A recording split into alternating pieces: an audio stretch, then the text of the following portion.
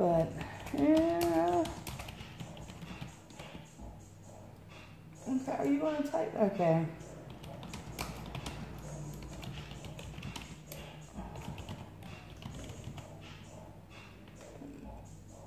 Damn, I can't even spell tonight.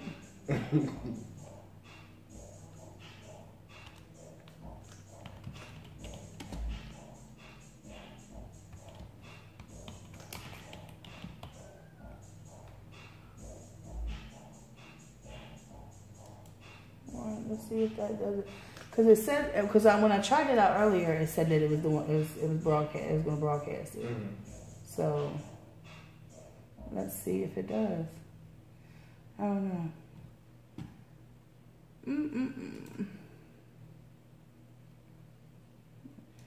I think it's new internet service that we got. And welcome to Hard Body Radio. It's your girl Lisa, the Baltimore Paparazzi, and this is In the Spotlight. Tonight, yeah, I'm actually a few minutes early because we were already talking. So I was like, well, let's go ahead and start this interview because we just talking about stuff and yeah. I have the one and only Digga. What's good, everybody? How y'all doing out there? Yeah, how y'all doing? Digga and I happened to meet. I don't even know how we met. We met.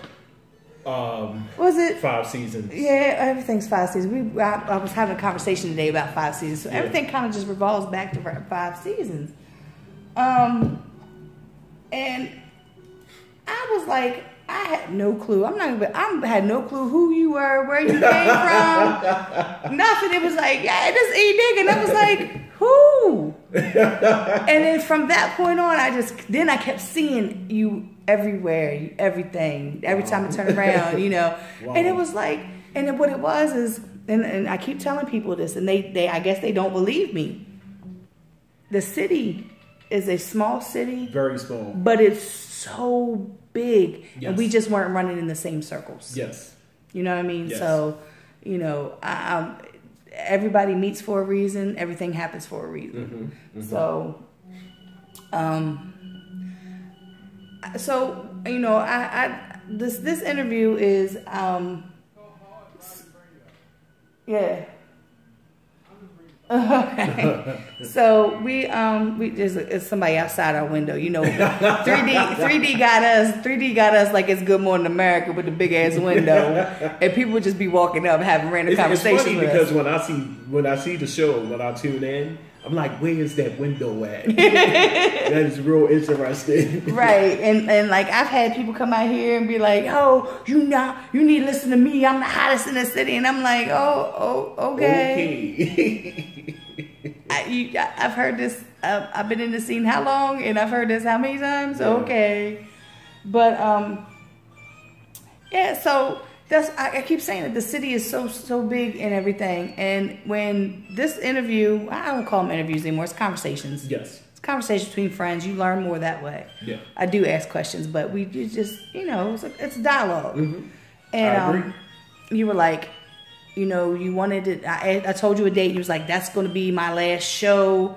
And so I was like, okay, last show. Yeah, we need to have you on to talk about some things then. Yeah. Because, you know, from where you were Charm City Direct TV, mm-hmm.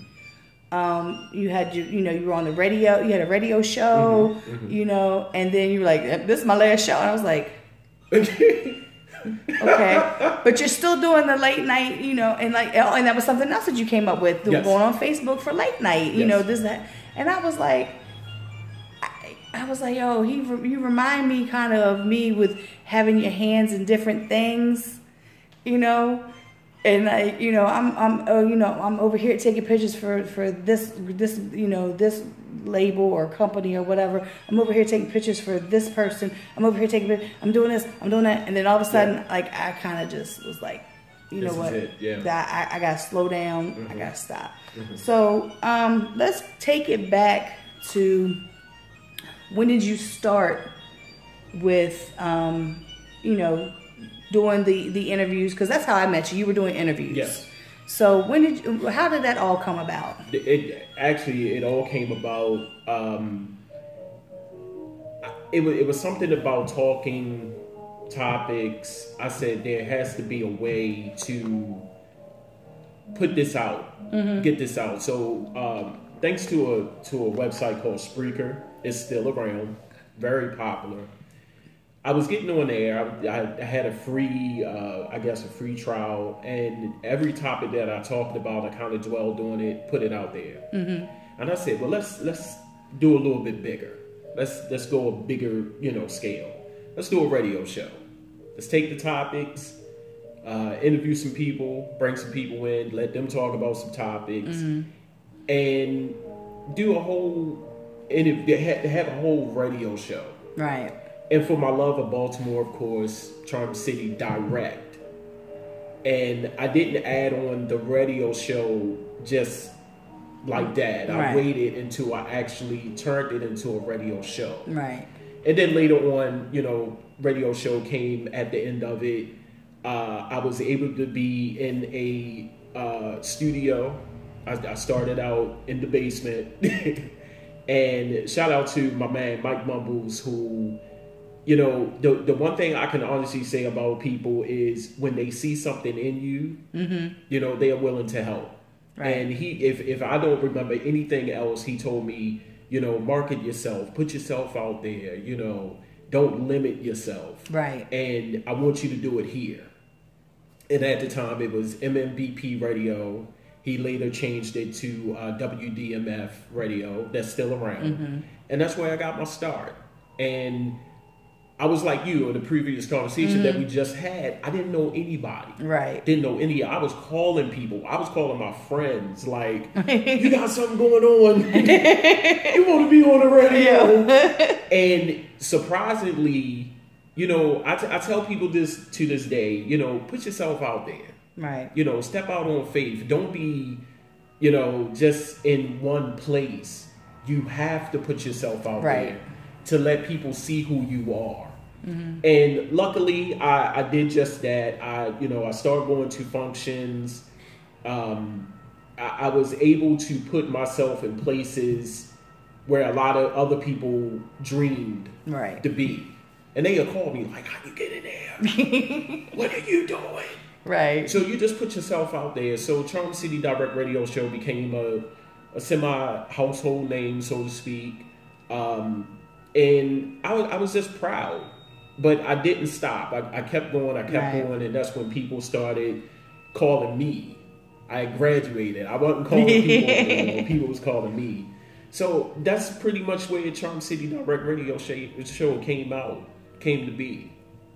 And I've been doing it for so long. It was like, people would say, 6 or 7 years ain't long. But once you construct a show... In this business, that's long. It's a long time. Yeah. And once you put together the show, you talk to people, you're the executive producer, you're making sure everybody is okay. Right. Somewhere along the line, it get tiresome. Oh, yeah. And I guess we could talk about this a little later, that's when I decided that this was going to be the last show. Right. Well, like I said, Hard Body Radio has been on the air for 6 years. Yeah. They, I got a history lesson in them, by having a conversation with Skipper about, they was going down in D.C., they was broadcasting, they was doing all this stuff, and I hadn't realized it. And like I said, now it's been 5 years ago, I said I want to do a radio show. Hard Body. Skipper in 3D was like, you can do it on Hard Body. Yeah. And I was like, no, I'm not ready. This is a thought. I'm not ready. Okay. And because I'm one of those people that I don't like to jump into something. I want to take your time. Yeah. Do your research. Right. Totally. I want to do this, but I want to do this right. Yeah. So 4 years later, I was, I forget what I was doing. I was talking to 3D, and he was like, come down to the studio and talk to me. So I came down to the studio, I talked to him. He was like, you know, all you gotta do is come up with a name. I said, I already know the name. Same name that I have for my mixtape series. Same name I have for my showcases. It's a brand. So I'm just gonna connect them all together. There you go. And he was like, tell me when you want to start. Wow. And I've been on the air for a year. And it gets frustrating. It does. Because we were having a conversation off air, and I was like, I have somebody scheduled, because I'm scheduled. December's just about scheduled. Okay. You know, I already got guests scheduled for December. You know, except for I think the last day. I think the last Saturday. But I like to schedule, and then the week before, I like to send out a reminder, you know, and make sure y'all remember that you got to, you know, we're doing this interview, and people bluff people, you know, oh, I had this happen. You couldn't let me know ahead of time so I can try to get somebody else in, because now I'm not even gonna be able to do my show. Yeah. Don't nobody want to sit here and listen to me talk all day long. Yeah. It's not gonna happen, and.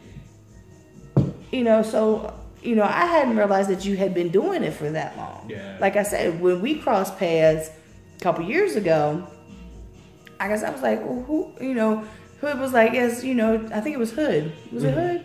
It was like, you know, that's E Digga, da da da da. Go get your interview. And I was like, I don't like to be interviewed. I don't like to be on camera. I don't like my picture taken. I don't like, you know, I don't like being on stage. I don't like, you know, I don't like a lot of things. And he was like, go get your damn interview. Hood's short, but I'm scared of Hood. I'm scared of Hood too. I was just talking to him yesterday. You know, I was like, okay, well, who is this? And he was like, Charm City Direct TV, da da da. And I was like, okay. Still don't know. Yeah. Yeah. So that was my introduction. Yep. You know, that's why when people say, "Oh, at least everybody knows you," no, they don't. When I came in, I started seeing pictures. It's like, damn, they some nice pictures. I love photography. Right. I absolutely love photography, and it was like, that's Baltimore Paparazzi. I was like, well, who's that? And when we met, I was excited at 5 Seasons. And I said, there's 3 things that need to happen here in Baltimore to make you authentic. You need to have an interview with L&G. You need to get a Baltimore Crown Award. And you need to get a picture done or shot by Baltimore Paparazzi. In that order. Right. You know.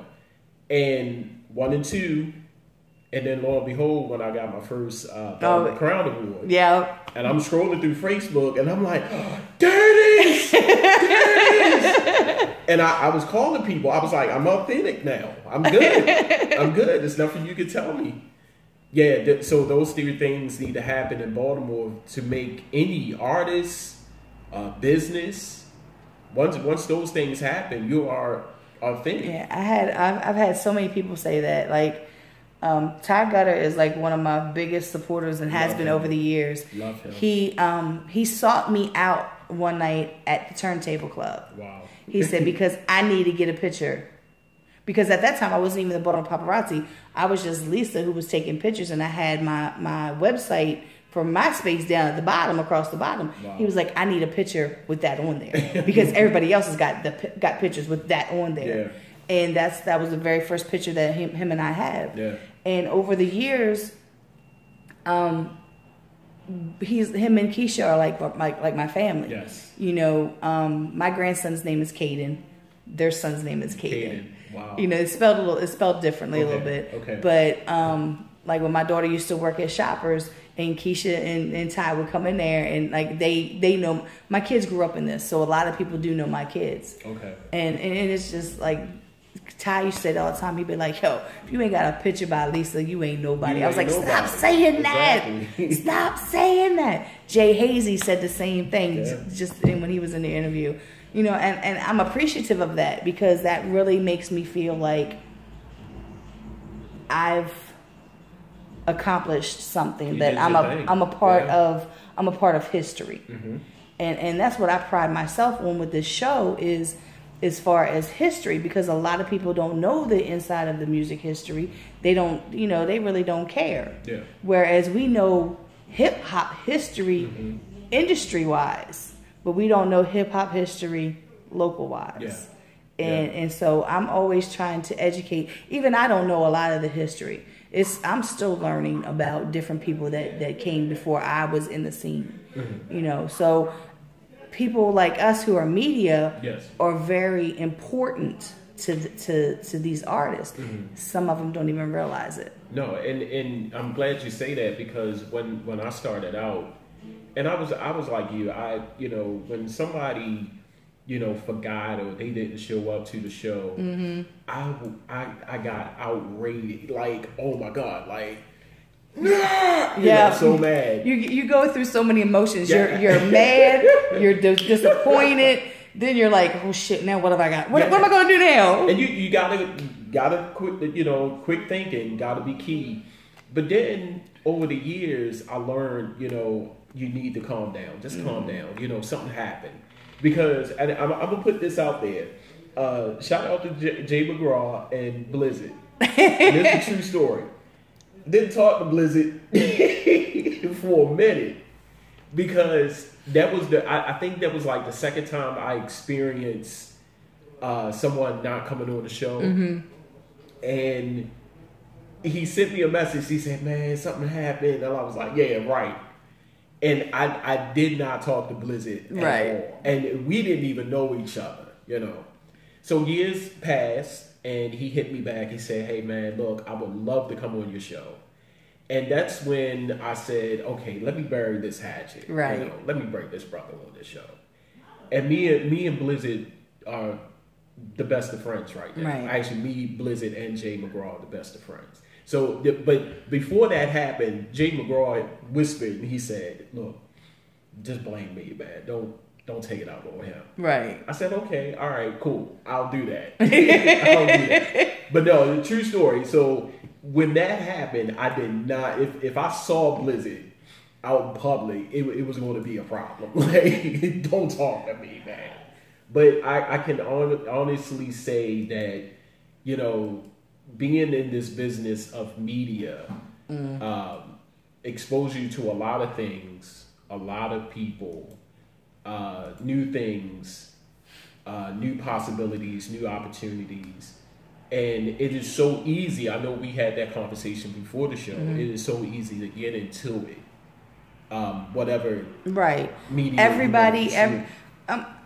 Now, when you first, let me ask this, because after I ask you, I'm gonna tell you why I asked that. When you first started out with doing the radio and doing the interviews with the artists, Okay. were there anybody? Did you notice anybody else at that time doing what you like, doing the same thing? Was there anybody else that you've seen that was doing the interviews? Because like I said, you were doing interviews at the events. You know what I mean? Did you notice anybody else, you know, like in your circle doing that? Honestly, no. Right. And when just to add on to that, when I got into it, I thought I was doing like the best thing. Right. You know, like, I'm gonna interview artists. Right. I'm gonna interview business owners. And I just felt like, you know, I created this. Right. But then later down the road, I found out that everybody was doing it.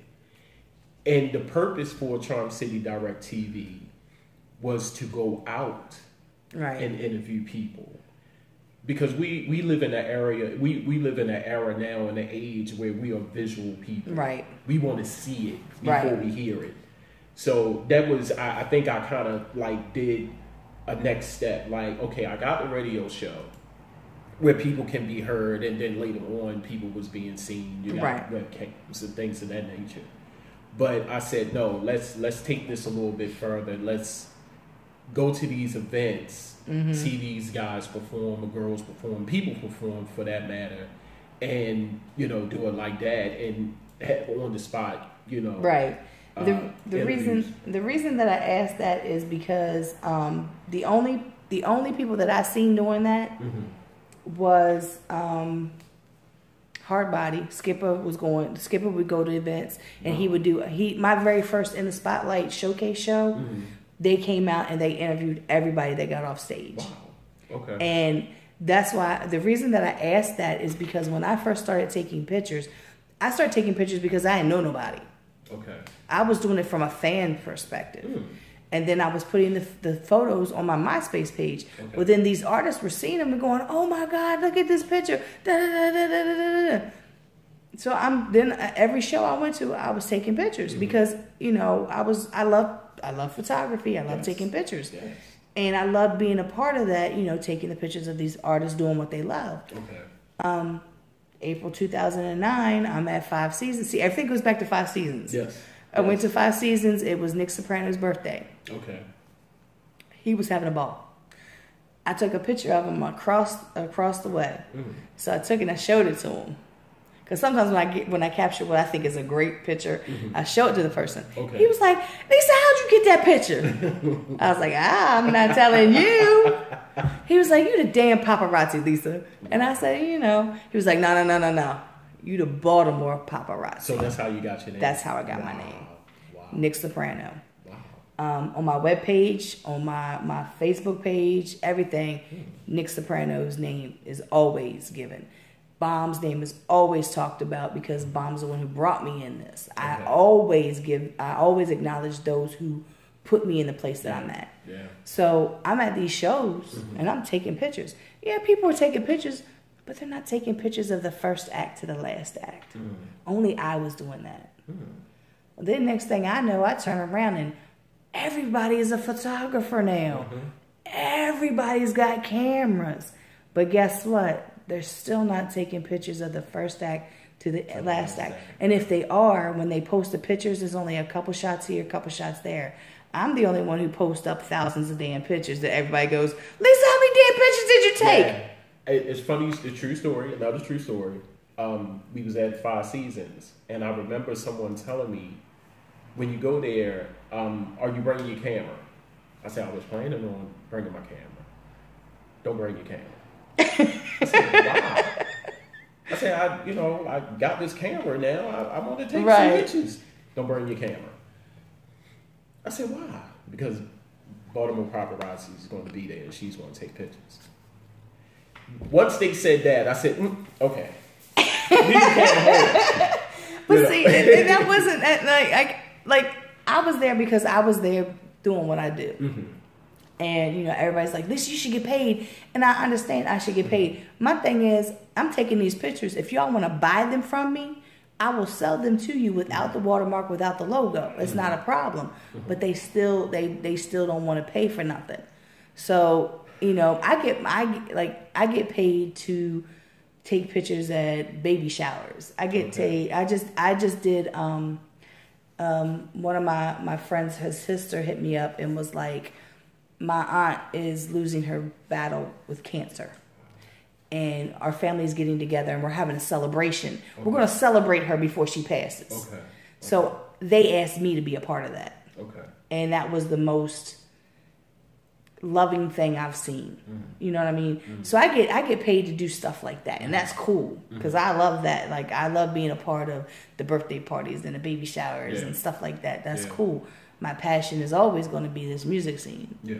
But I mean, like lately, even before, once you get that name and it gets out there, as part of media, I don't believe that media should have to pay to go into there you go. To an event. Yeah. If it's an event that's at Soundstage, I'm tired of fighting with them trying to get my camera in. Wow. Because you can now, I need to know who I need to talk to. And they know who you are. Well, I used to, one of the security guards knows my face and everything, and I was in line one day. She's like, "Why the hell are you in line?" I said, "Because I don't have VIP status, apparently." She was like, "What the hell?" She, I was supposed to be meeting Billy live there for one of the shows that he was performing at. He had my ticket. So I was like, I thought my name was on the list, and come to find out he had my ticket. She was like, told the girl, "She's good. She's good. Just let her go." I was doing promotion for them. I was passing out flyers and putting up posters, all that, and it still was a problem. So I have a problem with that. Yeah. But these regular shows, if anybody asks me, I shouldn't have to pay at the door. Don't tell me how much your tickets are, because if you tell me how much your tickets are and I have to buy a ticket, one of two things is going to happen. One, I'm not going to go. Mm-hmm. Or two, I'll buy a ticket, but my camera's staying home. Mm-hmm. Because why am I paying to do my work? Yeah. Because that's the only reason why you want me there, is because you want me to take pictures of you.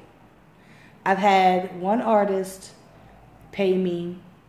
He paid me, gave me a ticket, and gave me a T-shirt to come take pictures of him at an event. I was like, thank you very much, because that means that I'm appreciated. I have one artist that I go to Houston and Texas with. In December will be my third time going to Houston and Texas with him. Mm-hmm. He pays for my trip. Mm-hmm. He pays for my hotel fare. Mm. All I have to do is take pictures and record. Wow. And everything else is paid for. Everything. Well, I mean, I do buy my food. I told him I will. Okay. I buy my food. I can buy my own food. You know, I'm cool with that. But as far as airfare, a hotel room, it's him and his partner pay for everything. And I get to go travel to Houston and New Orleans, you know, and this time in December is going to be my birthday weekend. Wow! So that's going to be I'm going to be in New Orleans celebrating my birthday with people who I love as family. That's all right. And you know, I'm trying to find me a New Orleans man. It hasn't happened yet. I'm trying to find me one, cause I love going down there though, but. That's why I like whenever Billy Live has something, media is always free. He just needs to know who they are. Yeah. That's why I hit you up. And if you, I was going to say that, and I appreciate that. It was just that I had to work, right? And I was like, man, my work schedule is crazy. But just like that, you know, I looked at that. I said, man, you know, I can count on my hand how many times that. You know, I've gotten in because people was at the doors like and knew who you were. Move, that's Digga. Come on, let's go. And other people who hit me up and say, you know, tickets are $10. I'm like you now. I graduated. Right. I graduated. You want me there because you want my services. Exactly. So either you can give me a ticket. Mm-hmm. Or you can pay for my services, and my services are a lot more than a $10 ticket. I said the same thing. I said if I come, my mic is staying home, my camera is staying home, credentials are staying home. I'm coming as a supporter. Right. You'll see my face. Hey, how you doing? But I'm turning around and I'm leaving out the door. So when you go to an event, do you get asked the same thing that I do? Where's your camera at? You got your camera with you? All the time. Yeah. All the time. It's funny that you say that. There's a couple that as soon as I hit the door, hey, man, to get the handshake first. Mm-hmm. Where's the camera? Where's the mic? You got the camera? It's home. Because, you know, lugging all that stuff with you, you know, I don't mind, but I'm like you. It's like if I just had to pay for a ticket, bro. Right. Like, you know. Right. And you know, that's the reason why I do. Like, Billy Live does a lot of things, and the fact that he recognizes that media plays a very, like the one show we had at the Outer Bar, and because of me reaching out to certain people, and Antoine came. And Antoine's like, Lisa, thank you so much for inviting me, because I got to see artists that I did not know nothing about. And I was really vibing with their music and this, that, and the third. And, you know, and he was so appreciative of that. And because of that, people have gotten interviews on his radio station. And I love it, you know. Shout out to Billy Live. I love that dude. He real humble. And I remember it was yesterday. I get a text from his manager at the time. I forget her name. But once you see the name Billy Live in anything, it's like, you know. Yeah. Like, and I was fortunate to interview him and provide media for that event. So I was humbled. Again, I came in, he was at the door. Right. let's, come on Right. in. And we did what we did. And I just think that a lot of artists need to have that mindset because media is important. Right. I mean, word of mouth is good, but but at the end of the day, like, I've had this conversation repeatedly with people on my show, and like I said, today we were talking about it. Me and Ty Gutter had, well, he goes by Ty Hill now, but he had made a post about the 5 seasons, about people, y'all was complaining about the 5 seasons, this, that, and the third. When then now where you all performing at, you're performing right back in these, and I hate to say hole in the walls, but they're not places to perform at. You're making them places to perform at. Yeah. And he was like, there are people prefer performing at hookah bars, and these are not places like 5 Seasons and even Sonar. Like, I miss Sonar to death. Yeah. I wish Sonar was still open. Even the Black Hole, out in Dundalk when we had that. Mm-hmm. But, talking about, I forgot. I just went. My train of thought just went somewhere. I don't know where it went, but it went somewhere. But we were talking about the talking about these places to perform at. Yeah. And my response was, and I've said this time and time again, this new age of of artists that we have, they're not performing. No. They're going on YouTube and putting out videos and having people listen to their music. And then, when they get a little hot and somebody thinks they can make some money off of them, then they put them on a show. Yeah. But it's not, everybody forgets that path that we all took. To, we had the dirt road, and then we laid down the gravel, and then we laid down the asphalt, so you all have smooth sailing doing what you do.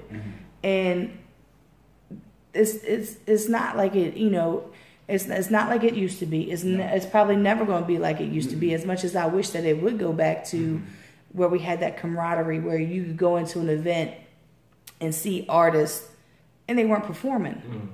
They were just there because music and, having fun. So now there's no venues to really perform at. Promoters are not promoters. They're just people trying to make some money. And let me tell you, when I did a show, when I threw shows, I would leave out of there and I wouldn't have no money in my pockets because I split the ticket sales with the artist. Okay. It was 50-50 because I figured you doing 50% of the work, I'm doing 50% of the work. It's fair. I paid my door person. I paid my DJ. I paid a host.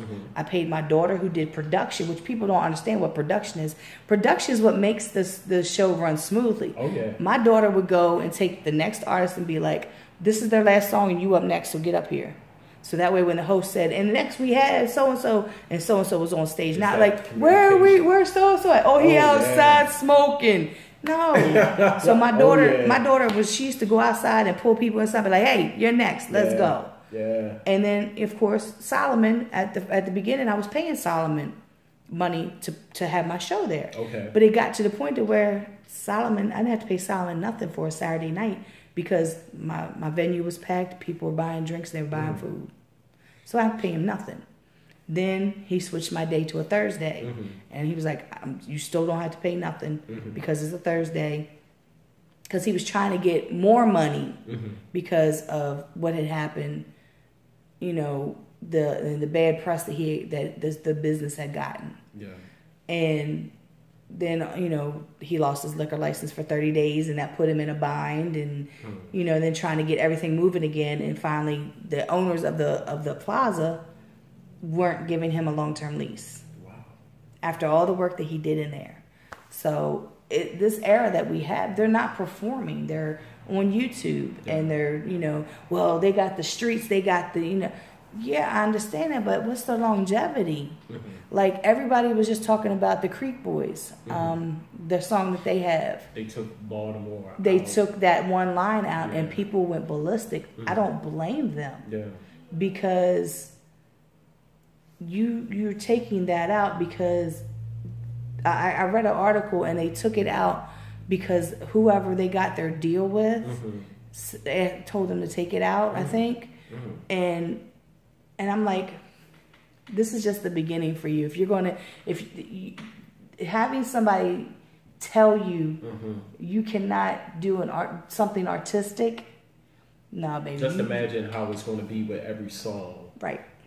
And I was reading, well, I didn't read, I was listening to, reading what was on Facebook. It was so easy. It's almost like, okay, I'm giving you this money. You're going to do what I say. But this is my music. Right. You know, and I think artists need to put their foot down if it's their music. Be passionate about your music. And I think that there's some people that do that. Look at David Banner. Look at, you know, I go back to David Banner and Raheem DeVaughn because I actually met them in New Orleans when I went down there the last time. We were in Houston and we were on our way to, and that morning I looked at my Instagram and David Banner was talking about he's going to be at Peaches, and we go to Peaches Records when we go to New Orleans. Because Peaches is the one who helped Cash Money and No Limit get their deals and stuff. She helped them with getting their sales. And she's still helping artists. So we go there, and when we walked in this time, this is my second time being there, and she walked in, she's like, "I'm so glad you came back." I'm like, I was here in February, and like, you remembered, like, she's just a wonderful person. She's a wonderful lady. And I'm in the car, and I said, "Steve, David Banner gonna be at Peaches today?" Let's go. He was like, "I hope we make it in time." I said, "Oh yeah, we gonna make it in time. We gonna make it in time." And we walked in, and just as the girl in front of me was meeting him, Raheem walked in. And I'm looking at him. I was like, he looked familiar. And when he said Raheem, I said, man, I had to come all the way to New Orleans to meet Raheem DeVaughn, who's from 45 minutes down the road, because you know he's from D.C. So both of them were talking about how they are kind of like blackballed because they do the music that they want to do. J. Cole is another one. He does the music that he wants to do. You know, these artists that don't get very much radio airplay or get talked about very often because they want to do the music that they want to do. Tech Nine is my favorite artist on so many levels, musically and business-wise. I've said this time and time again, I would love to sit down and just intern and talk to Travis O'Gwen, who is the CEO of Strange Music, and just learn from them about being independent, because it takes money. And that's what a lot of artists don't want to do. They don't want to invest. They don't want to invest their own money. No. And that's the reason why they think that these deals, and then you get this deal, and guess what? Now you got to take out a line that talks about Baltimore. It says Baltimore, and oh well, it was taken out because some dumbass reason I read, but the N word is constantly in the damn song. Leave that. It's okay to leave the N word, but as soon as you say Baltimore, you can't say Baltimore. Right. It's something. Let's call it what it is. Money talks. Right. And if you did not take that line out, this will be the end of your deal. And wow. and my you know, and I go back to longevity. Scar Akbar has been in this Baltimore scene for years. Yes. He doesn't even, I asked him how many projects, how many mixtapes and everything. He said, I have no clue. He was like, it's, you know, he was like, I think it was like 20 some that he had. And, you know, he's got longevity in this music scene. Because, you know, he doesn't have a music deal, but y'all don't realize that he's had offers, deals and stuff. There's been numerous artists here in the city that have had offers, and they've turned them down because they realize they're not good offers. Look at Comp. Comp was with Def Jam. Comp is a project at Def Jam that will never be released because of the deal that he had with them or whatever. You know, they seen this young, I forget, was he like 17, I think, at the time? He was young. At the time he signed. Yeah, his father, I think his father was the manager. And, you know, Def Jam Vendetta, you know, the games, and he was, you know, people knew who Comp was. The song in the video that he's got with Ghostface and Jadakiss, Run. I love that song. I love his verse, you know, because he talks about Baltimore, you know. I'm not even from here, but I'm proud when I hear him say that, you know. So these, you know, we've always had the problem with the deals or whatever with these kids, with the you know, artists or whatever. But now, since they can't make money off of record sales and CD sales because everything is streaming now, they have to find another way to try to, you know, screw people over. And shout out to Comp. I love his verse on Billy Lives. The craze. Yes. I was there for the video shoot. I was taking pictures. Really? Yes. love the video. And I love the song. He is so animated. That's what I love about. Shout out to Billy too. I love Billy, but Comp is animated, and I love that about him. But you know, speaking with this line about Baltimore, you're right. Later down the road or in the future, they're going to find out that a lot of their other songs, something is going to be wrong. This is just a stepping stone, right? And you can bet me money that they sat there and talked about this and said, "We got him." Right. Hey, that line right there. Can we change it? Can we change it? So, yet alone of the other meetings that they're going to have, and I'm talking, when I say they, I'm talking about the record execs or whoever they signed to. Right. They're going to have meetings about words and things that you can't say. But if you were a true artist and you love your music and you're real passionate about your music, you will put your foot down and say, hey, no.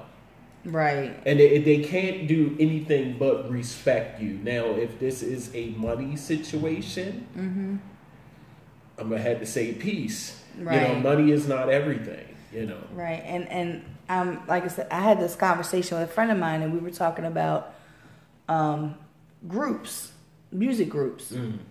And what if, you know, I'm like, I think if this one person, because he's doing something totally different than what the group is doing, like they're still a group, but if he's doing something and he actually gets some kind of, you know, notoriety, somebody, and gets offered a deal, would he take the deal and leave the group? And would he just leave his group hanging, or, you know, or would he say, you know, I need my team with me, you know, and I go back to when I was talking about this, you know, with Nelly. Nelly, he got the deal, but then he brought St. Lunatics right along with him, you know, and I sit back and I watch people. I'm a people watcher. Okay. So I watch everything. I watch people. I watch them online, and I'm like, you're not like that in real life. I know you. You're not like that in real life. And then, you know, and I watch people. So that question came up as far as, you know, I wonder if he got a chance to do something else, and he'd be like, well, I'm a part of a team. And you know, they got to come with me, or, you know, or is it something that I can do this, and then within the next 6 months to a year, that then I can bring them with me. Yeah. You know, I just wonder if that's really going to happen. You know, because at the end of the day, most people want that notoriety. They want that money. They want to say, oh yeah, I signed a deal. You could tell me you signed a deal all day long, and I'd be like, so. That, you know, now you're under somebody's thumb. Now you're under somebody telling you what you can and cannot do. Yeah. Like even with this radio show, and I've told 3D and I told Skipper too. The main reason why I love being able to be here, nobody tells me what I can and cannot do. There you go. They don't tell me, well, Lisa, I'm gonna need you to interview this person. I'm gonna need you to interview this person, and I'd be like, but I've already got, you know, because Skipper just asked me last week or the week before when he was here. He was like, so you know, you got anything free? And 3D was like, she probably booked up for the next month because that's what she does. I was like, I got a couple dates in December free. He said, can you save me one? He said, because I got something for you. I was like, all right. Okay. I can squeeze you in. You know what I mean? Like, but nobody's telling me what I can and cannot do. And I got offers to be on other radio shows, other radio stations. Okay. And as much as I appreciate that, I know what I'm dealing with here. Yeah. I'm not going to have somebody tell me, no, you can't do this, you can't do that. And coming in with, Charm City Direct Radio Show, that was one important thing, was to allow me to do my show how I want to do my show. I take suggestions every day. Right. And I love it. But do not tell me. Please don't tell me how to run my show. Right. And I think that, the beauty with a lot of internet radio stations, they respect people more with that. Right. If you're new to this thing, you're brand new, you're coming in blind, of course, I understand that. And you need that direction. Right. But seasoned radio personalities,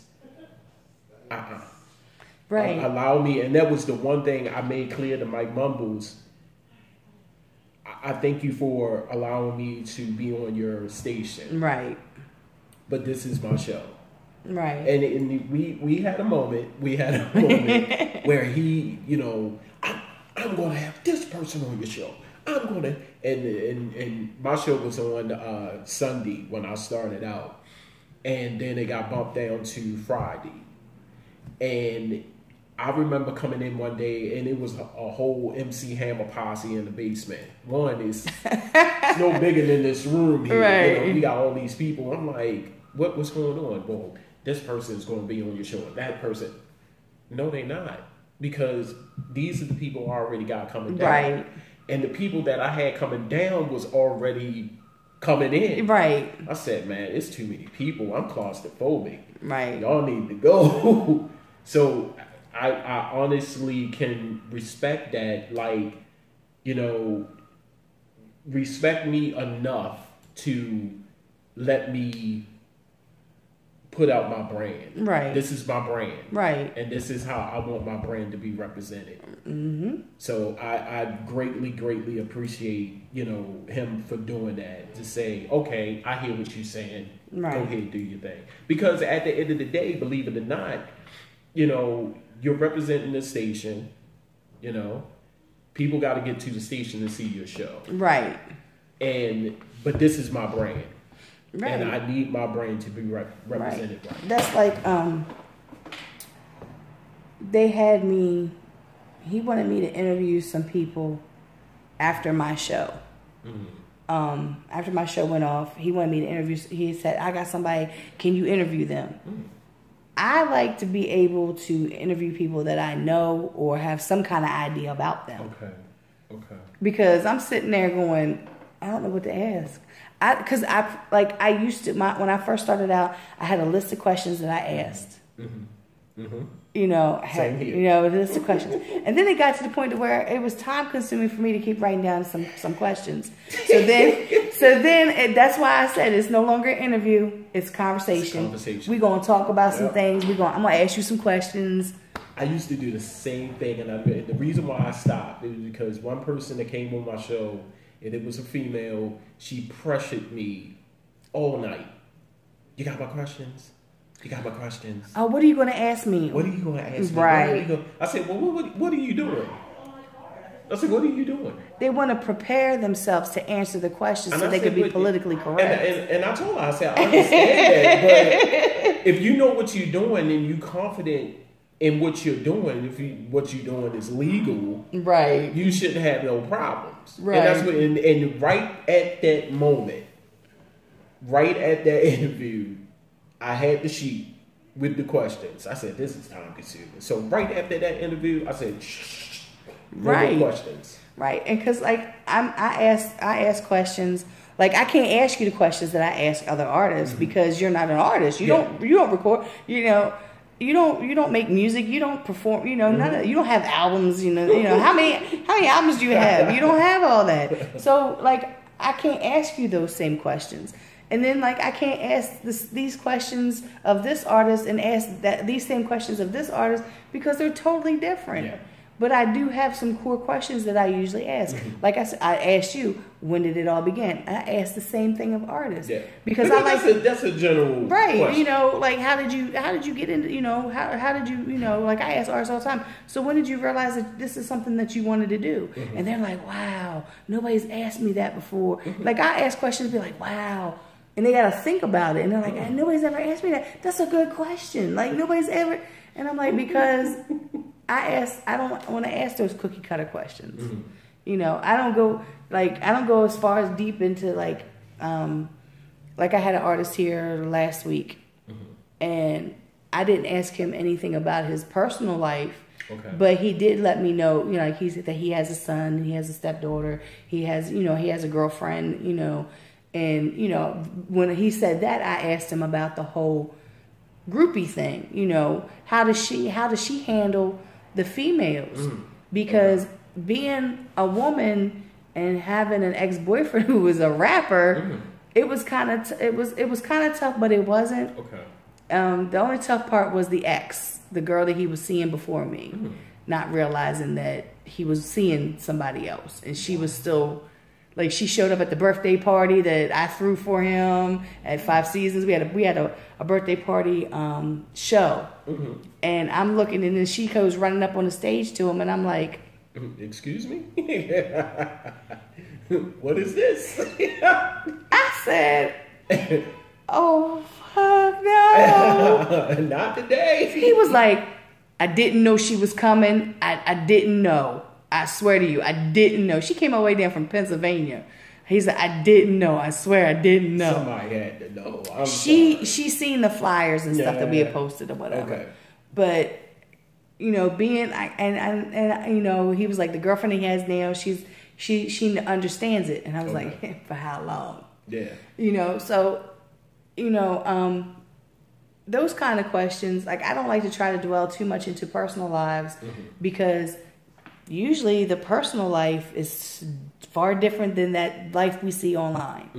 You know, so I want to keep that illusion or that persona, you know, that's what we're talking about.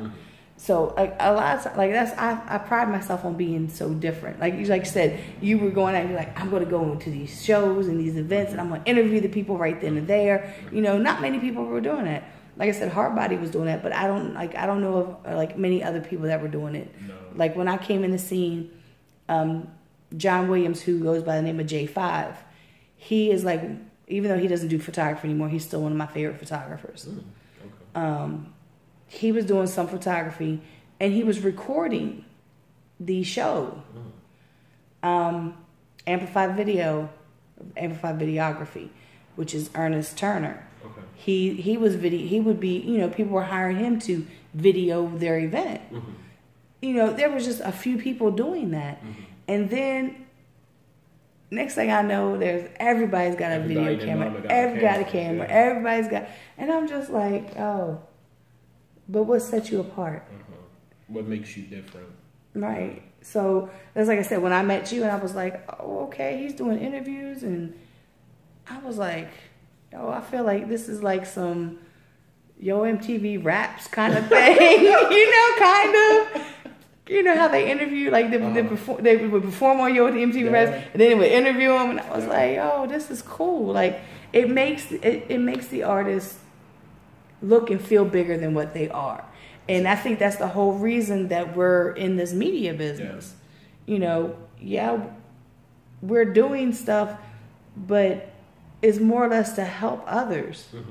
You know what I mean? Like people, that's my joy. If I don't like anything else, I love to help people. You know, if I don't get anything out of this, right, I love to help people. And we just had this conversation not too long ago about, you know, the joy of media. What do you get out of it? I could tell you every day, all day. I just love helping people. You know, from the established artists, from the unknown artists, people that nobody. I remember a couple of people that they didn't even know you know, coming on Charm City Direct, they doing their thing now. Right. You know, and every once in a while, thanks to Digga. Right. And it don't stop with me. It's like, hey, you know, go on over here or go over here. Right. You know, don't stop with me. Go over here right. and see what type of, because my audience may be different from your audience. Right. Their audience may be different from that audience, you know. Right. So it's all about, you know, networking. You got to network. Right. I have never understood anybody that do not network and get to the top. Right. You have to collab. You gotta network. You gotta talk. I hate people that say, "Ain't nobody helped me get to where I'm at." No. I said, "Oh, no." Hey, let me tell you something. No. Somebody helped you somewhere along the way, regardless of what they've done, what they've said. Antoine, I asked Antoine. No, Antoine asked me to come on their show. Antoine and Jay. Mm-hmm. They asked me to come on their show, and then in turn, Antoine came to my show. Yes. And you know, like, you know, I said like I'm going on Baltimore Flavor Radio to do it, and you know, be interviewed. Mm-hmm. And some people were like, "Okay, but you're on Hard Body Radio." Man, thank you. Thank you for saying that. Let me tell you. Thank you. K-Mac, yes. You know, K-Mac has a radio show. Yes. K-Mac was in my inbox. Lisa, congratulations on getting a radio show. Wow. You know, everything. He was like, my whole thing is this. I don't do competition. Me neither. I don't do competition business-wise. I don't do competition in my personal life. I don't do competition. My thing is always and always will be, I'm doing something and we're not doing it the same way. You know, everyone's like, "Oh, Lisa, you're going to have a co-host?" I don't need a co-host, because then it ends up we're talking over top of each other. Mm-hmm. No, this is a one-on-one kind of thing. I'm like you. I don't do competition, and two, I understood it. Right. Because when I came in, it was like, I'm going to be the best. And, right. And somebody said, wait, pump your brakes. That's not the mentality. I said, okay, all right. But you're absolutely right. Because I was told that that radio cannot coincide with radio. The radio can't go on other radio shows. That's exactly what I was told. One day, I got an invitation to go on, I forget the radio show name, and I said, wait a minute, do I go? Right. Wait a minute. And when I went, I talked about my show. Right. And they allowed me to talk about my show. Right. And they plugged my show. Right. And I said, wait a minute. If they can do this, I can do this. Mm-hmm. So that's when I start reaching out to other radio stations to say, hey, come on over. I said, you know what? Matter of fact, we just do a radio swap. Right. You do my show, I'll do your show. That's what I'm talking about. Mm-hmm. You see what I'm saying? We're here in Baltimore. Everybody has a radio show or station. Right. There's no rule in a rule book or no law that say that radio cannot coincide or partner with other radio stations. And another true story, I'm going to say this, co-host that I had, she was on the show, she left, and she started her own thing. Mm-hmm. But her whole intent was to, you know, I'm going to be better than everybody else. Mm-hmm. I said, hey, I'm so past that now. Right. Go right ahead. And her numbers are up. Mm-hmm. She's doing her thing. Congratulations.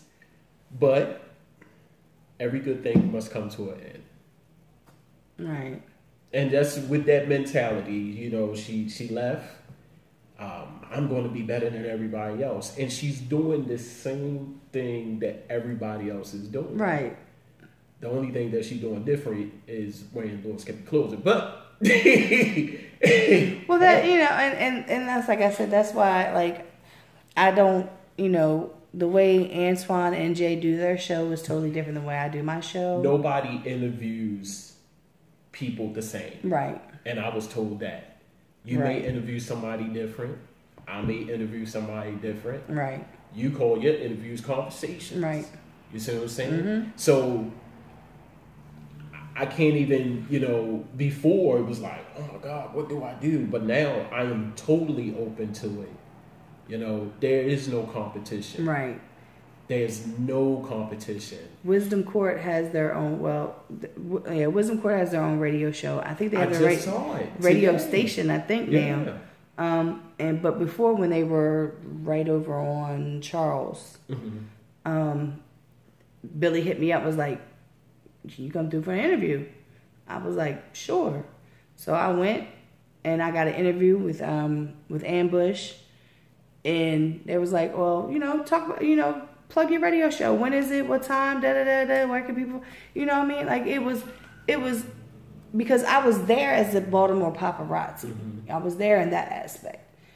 But because I do my own radio show, it was like, well, when's it come on? And a lot of that. I think if everybody would realize that they don't have to try to beat out the next one. There you go. It would be, everything would be so much better. But we're raised to have that competition. Everything, I got to be better than this one. I got to be better. And it starts in the home, because whether or not your parents realize or not, they put you in competition with your siblings. My mother and my mother did. My mother put me in competition with my brother and sister by saying, "Oh, well, your sister's going to be the one to go to college, and your sister is going to do this. Your brother's going to do this." And I, in turn, was like, so for me, it's being different. I think radio for me now, and I said I'm past that now. Right. I graduated. Now I'm looking more at TV. Right. Because we are visual people. We want to see it before we hear it. Right. So I think for me it's being different. And that's my ultimate goal now. Right. Even with Late Night Live, I take public transportation. Right. I get bored coming home. You can listen to so much music on right. Pandora and artists on the phone. So I said, hey, why not create a show? I'm already outside. Already got live. Late Night Live. Digga. I seen the other day about I guess because now Live has upgraded. I don't use Live. Okay. Hardbody does. I don't personally use it. I've done it for when I did a photo shoot for Big Baltimore Big Steve. Okay. Him and his two of his girls came through at the old place, and I did a photo shoot for him. Wow. He ended up using one of the pictures for the album cover and the flyer. And I used it again on Live for something that we were doing. Okay. But other than that, I don't get on Live. I don't I barely know how to use the damn thing. YouTube, I like YouTube because it's streaming live, but then it goes straight to my YouTube channel, and it's so easy to find. Okay. Because that's the only thing that's on my YouTube channel is all these interviews. Okay. And with the lives, you have to try to go back and try to find it, and I don't have time for all that. But I've seen where now you can invite people to where you can talk to them live also, and other people can watch it almost like a TV show. Yeah. So I seen that the other day where you was like that you were asking somebody who wants to be on live with me or something, and I was like, yo, that is just too cool. Yeah. and it's funny, I use Live a lot because I just think that everybody knows Facebook. Nothing against YouTube. Right. And actually what I do is take the Live and download it and put it on YouTube. Right. So it's even your preference. If you could watch it on Live, but if you used to YouTube, you could go to YouTube as well. Right. And it's there. Just look up, Tom CD. And I think that it's for me, the reason why I started using YouTube was because somebody did you see my live? And I have to try to go back and find it. Yeah. Whereas, like I said, YouTube is just easier. See, and that way, like you said, you just go ahead and download it and you just put it on there, and it's another way of being able to find it. Yeah. So that's my only thing is I think about the simplicity of the thing. Yeah. So I really am interested in finding out now. So you ended Charm City Direct Radio. So so that's done. That's history. You might revive it later on. I might revive it. I won't host. Okay. If I do revive it, it will not be a radio show. It will be of course a TV. Mm-hmm. Probably the name would change. I don't know. Yeah. Never know. But I think my focus now is Charm City Direct TV. With that, you can look at so many possibilities. Right. You know, you can go into events. You can go. I'm looking at a very huge array of possibilities. Right. Having shows, of course, on the network. Of course, Late Night Live with Digga is like the Kickstarter of it. And I think it gives me some type of ownership that I was missing back then. Of course, Charm City Direct Radio Show, but at least I want to play the background now. Right. You know, at least give some insight to some new shows coming in. Offer my input if it's needed. Right. Get a chance to engineer the show. So that's where I'm at now. So basically, I'm going to do this. I'm going to make a comparison of what you just said, and see if it's the same thing. Okay. To me, it sounds like almost like an artist who is rapping or singing or whatever, and then they progress to being somebody who is taking artists under their wing. They kind of step out of the whole spotlight kind of thing. Spotlight. Yeah. Kind of out of the spot, and then they help others push in that way. Yes. That's what it kind of sounds like to me. Yes.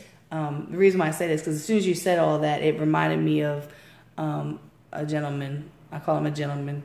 He's like one of my damn kids. His name's TikTok. He's an artist. Okay. And I had him on the show. Okay. And mind you, he's like in his 20s. And I asked him, so what do you want to do as far as with this music and all? He said, what I really want to do is in a few years, I want to just step back. He said, and I just want to help other artists achieve what they're doing. And I looked at him, I said, wow. Wow. Because I don't think I've ever heard a young man at that in his 20s who is making music and doing this and doing that, think about that kind of thing. A business, a business mind. Most of them be like, I just want to rap. I just want to do this. That's what I want to do. But that's what kind of put me in mind of when you said that. He was like, I just want to kind of step back, and I want to be behind the scenes, and kind of like an orchestra. You're orchestrating this. I tell people all the time, I don't have to talk. I'm doing this now to at least promote the network. The show came out of boredom, to be honest with you. Like I said, I catch public transportation, and I'm like, one day I'm like, late night, 11 o'clock, anything past 9 o'clock, late night. And I said, man. So it started out as an open platform, and actually that's when it comes on, like Fridays and Sundays. Sunday when I'm getting off of work. Friday is in my little area of my studio. That's when you get all the glitz and glamour. But Sunday night is I'm outside, and I just pull out my phone and just talk about random stuff. Do people look at you crazy? All the time. And I am not I have to know you or know a little bit about you before me to approach you. Right. I can't see myself doing that out here. Because you never know. It's crazy. Yeah, it's crazy because one guy, I had the camera like this, and I caught him in the shot. Right. Hey, man, get that camera off of me. I said, no problem. He got warrants. I got warrants, man. That's what I tell everybody else. I tell people all the time when I say, don't be taking no pictures of me. I got warrants. And they be like, I'd be like, I'm kidding, but I don't like my picture taken. So once I heard that, I said, yeah, it's time to put this camera away. So I got the little, what's the old thing that people used to selfie use? stick? Yeah, I got one of those. I have 2 of those in my bag. So I only use it. I was using it at the old spot before we got these little handy dandy little things. Yeah, these are neat. But I used to use that. I used to prop it up and do all kinds of stuff. And then we got these, and I was like, oh, yeah, that one broke like last week or so. I don't know. But yeah, like I used to have. I bought 2 of them from Dollar Tree. It was $1. Wow. And I still have them. Yeah, I still use mine, and I make sure nobody is around, or I may say it's a couple of people that they will hear what I'm talking about, right? And then they will interject, and I will ask off camera, is it possible I can record you? Do I have your permission? This is a verbal, agreement, and go through my whole spiel. They say, yeah, and then I'll put the camera back on them and let them speak, right? Depending on what I'm talking about at the time. And I started doing that, and then in my studio, I'm very creative.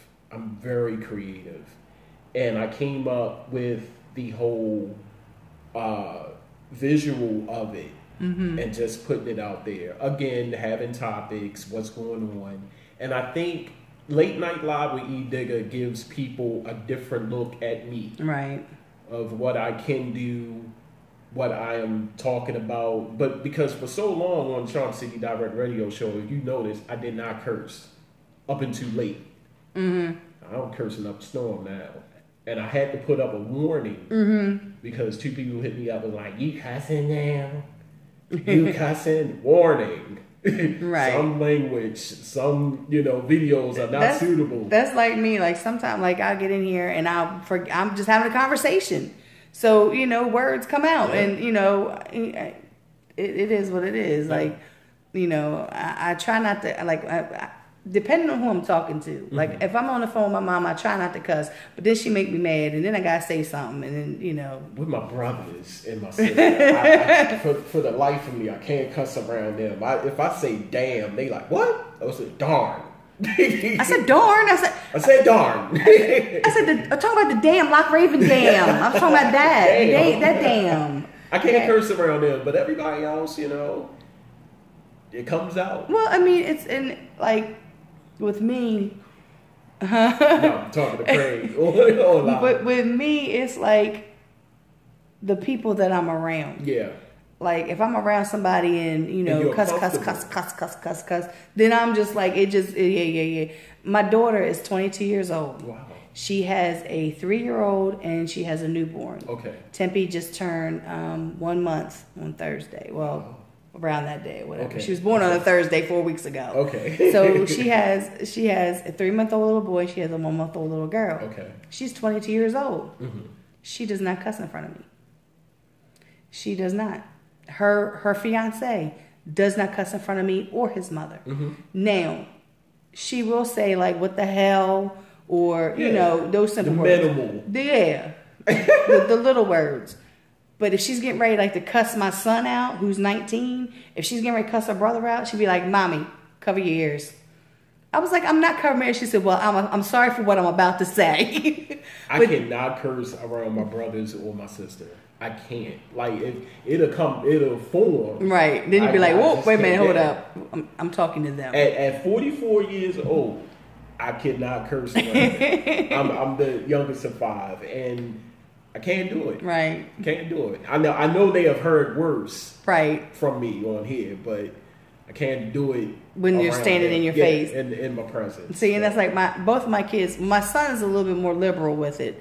Like, he'll say something, I'll watch your mouth. Yeah.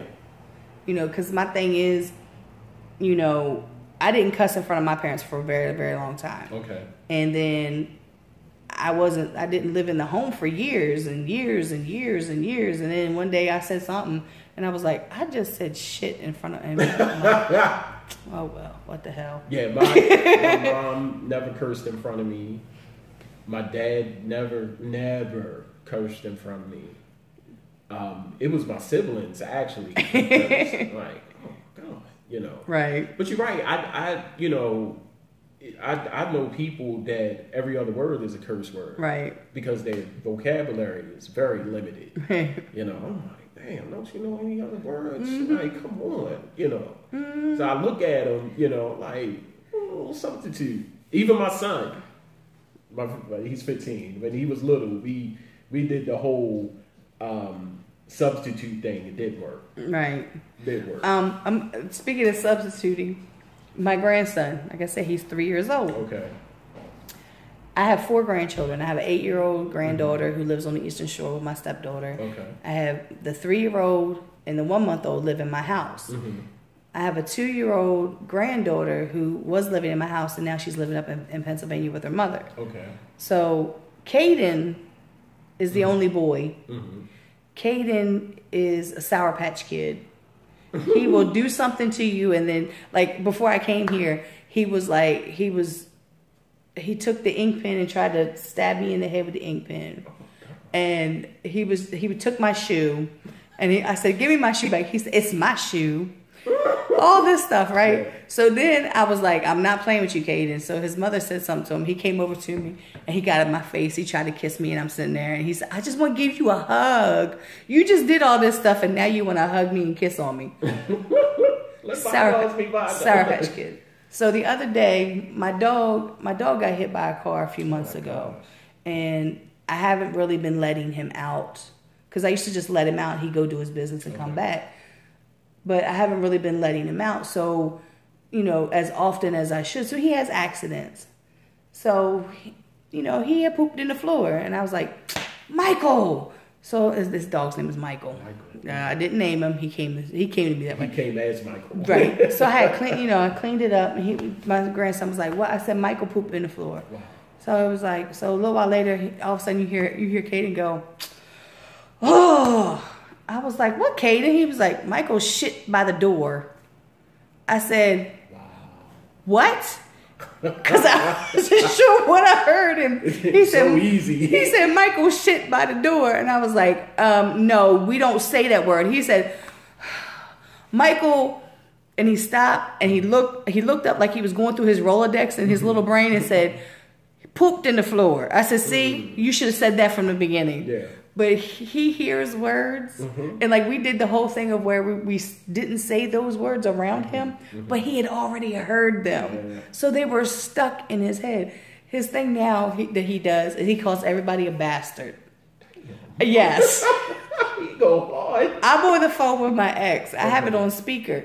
And I was like, he was all leaning on me. I said, "Come on now, I'm on the phone." And I said, "You know, my ex is on the phone." So he calls my ex's name and says, he was like, "Hey, buddy, what's going on?" He was like, "You a bastard."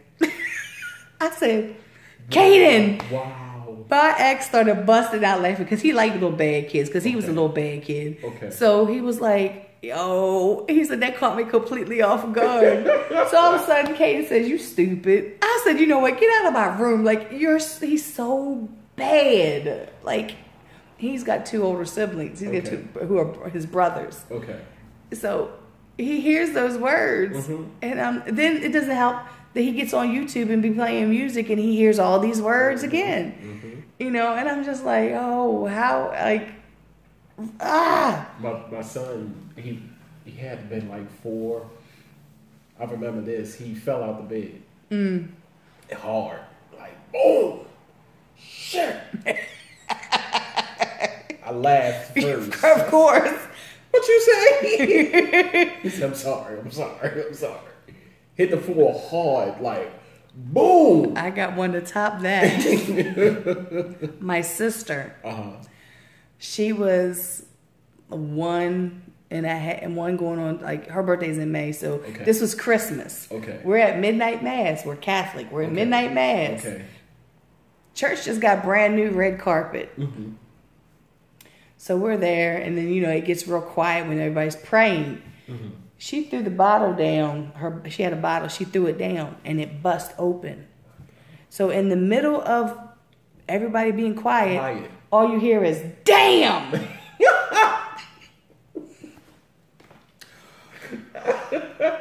My mother got my sister, picked her up, and took her outside to the car. Damn. Like, she couldn't do it while they were singing. She had to wait till it was quiet. Oh my God. But, you know, like, the cussing and all is everywhere. You know, even like, I remember being younger and certain things were not said on TV that are said on regular TV. I'm talking like 2, 11, 13. I could have swore, not to cut you off, I could have swore yesterday. What was it? Love and Hip Hop? Probably. No, it was Black Ink. I was in the bathroom.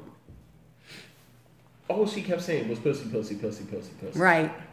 I said, wait a minute. And I didn't have my phone to ask.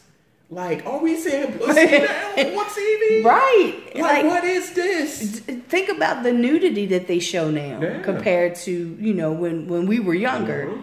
Because I'm 3 years older than you. I'll be 47 next month.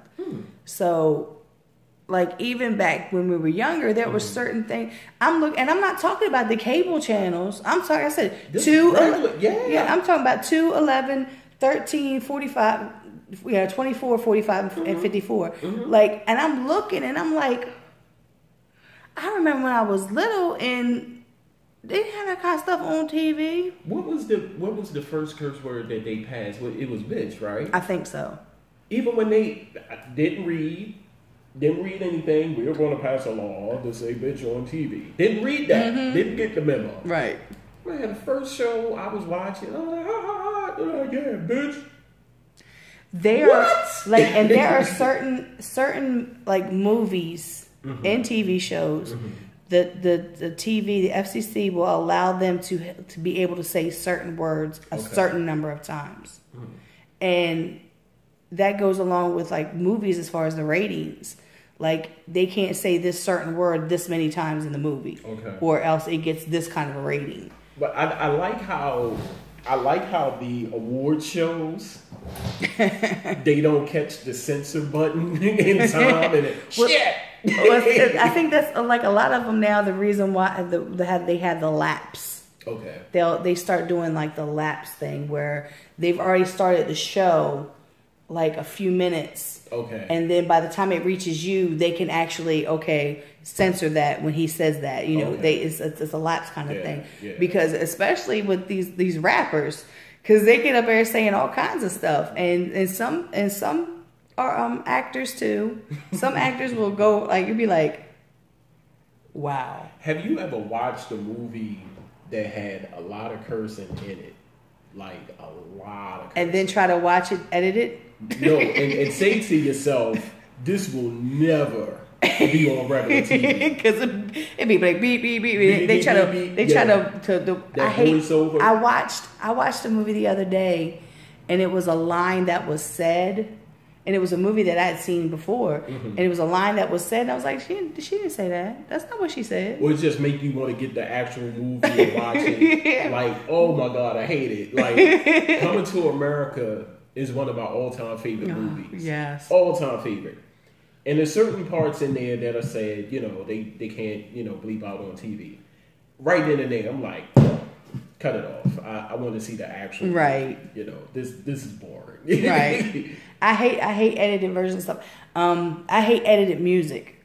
Like, as much as like, okay, I've asked numerous artists, and they think I'm joking, but I'm so serious. I'm like, can you please make a song that I can sing along with? And they're like, what are you talking about? I said, you say the N-word every other word. I can't say that word. I don't say that. I hate the word, actually. I heard it growing up so much from my father saying it. You know, my mother's family's from North Carolina. Okay. You know, her family was part of KKK. So they did not like black people, and I got to hear all about it. You know, that's why my friends and all were like, you got mixed kids? How'd that happen? I'm like, I grew up. Okay. I realized that people are people, and that's how it happened. Yeah. But I hate the word. The word appalls me, and getting into the argument about the word. Like, for one, people give it too much energy. they give it too much credit and they take it too offensively. And then on the side, you got people who use it offensively on purpose. Yes. You know what I mean? I've been called the word numerous times, derogatively. And I go, well, the way you're using it is you're referring to me as you would a black person. But the way I'm thinking of it is you're calling me ignorant. And I'm not ignorant. So, you know, it's one of those words that just, I hate it. That want to get permission to say it. Right. Just because you're black. They're like, hey, can I say it one good time? I don't. Like, I hate no. like I said, I got into this argument a few months ago, and my thing was I was trying to get them to understand. I shared memes that the word was in there. I wasn't even thinking about the word being in there. I was thinking about the whole concept of what the meme was saying. I thought it was funny. Yeah. And, oh, you can't do that. You're white. You can't do that. And I'm like, I can't share a meme. I'm not saying the word. I don't say the word. Anybody that knows me knows I hate that word. My kids say it all the time, and I hate it. I'm like, can you please stop saying that? Can you please stop saying that? The word dummy. I hate that word. That's a Baltimore thing. Dummy. Hey, dummy. They started that when I lived over on Poplar Grove. Hey, dummy. You just calling each other stupid. You know, oh, no, that's a word. No, that's not a very endearing word. I heard a conversation the whole time he was talking to that child. Little boys, like 10, 11. I had to turn around. I said, you don't know his name?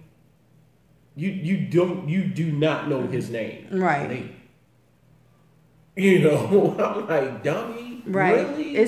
That's one of those things that is a Baltimore thing. You know, and Baltimore wants to be known for certain things. I understand that, but that's not a good thing to be known for. I mean, that's like everybody thinks. Cause I get people all the time who say, "So is Baltimore just like The Wire? I seen The Wire. I seen The Corner. I seen this." I'm like, some aspects, yes. You know, my mother hates the fact that I live over here.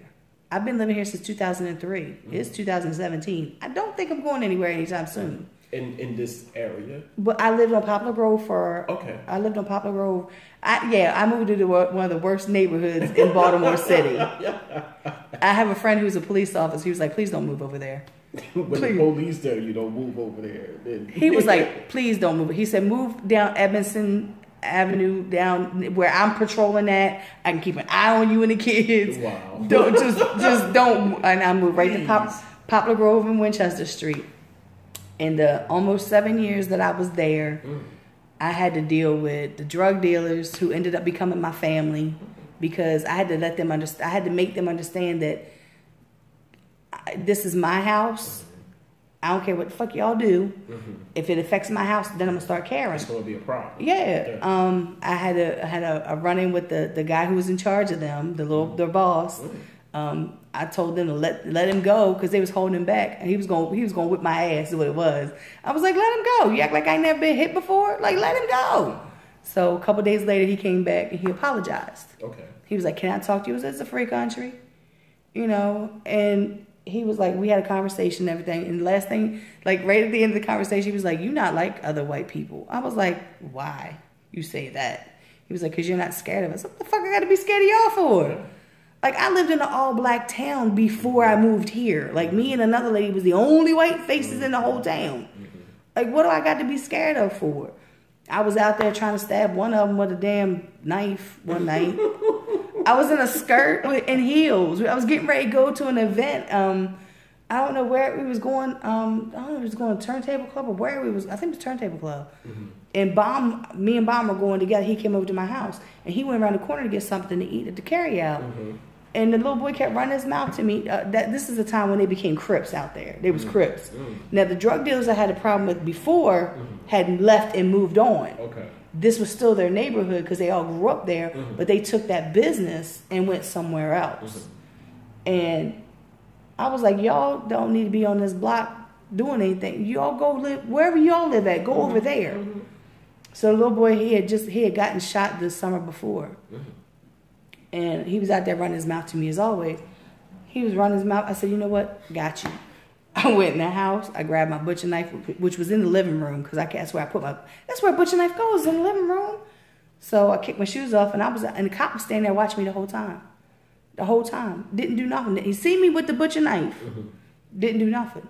Told that boy I was going to stab him, he got shot, and watch him bleed the hell out. I didn't care. At that point, I knew it was time for me to move. Because I was becoming what my environment was.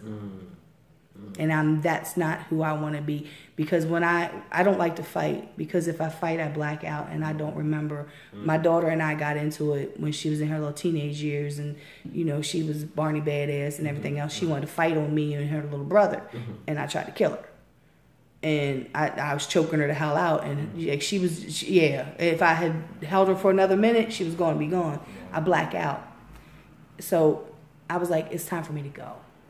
So I moved to East, right behind where Memorial Stadium used to be at, down at homeowners, nice quiet area. I'm gonna tell you, this is God honest truth. I pulled up and a squirrel went running across the street. I said, "Oh shit, there's squirrels out here. It's a good neighborhood. There's squirrels out here." You see a squirrel, you good. I seen a couple squirrels where we lived at, but they was up on the wires trying to get the hell away.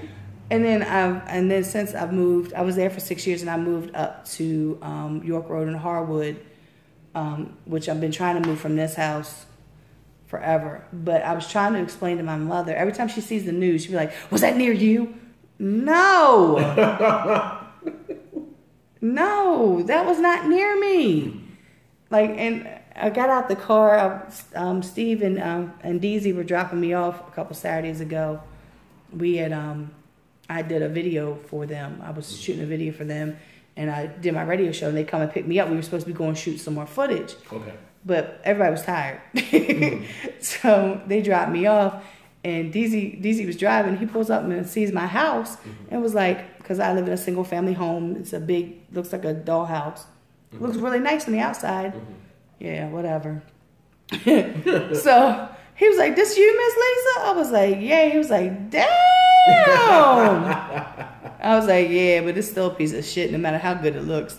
He was like, "Yo, it's a nice little neighborhood." I said, "Yeah, it was one-way street." I said, "It's quiet." I said, "There's not too much goes on around here. Everything's usually up on York Road." I said, "Except for the drive-by shooting we had the other night." Wow.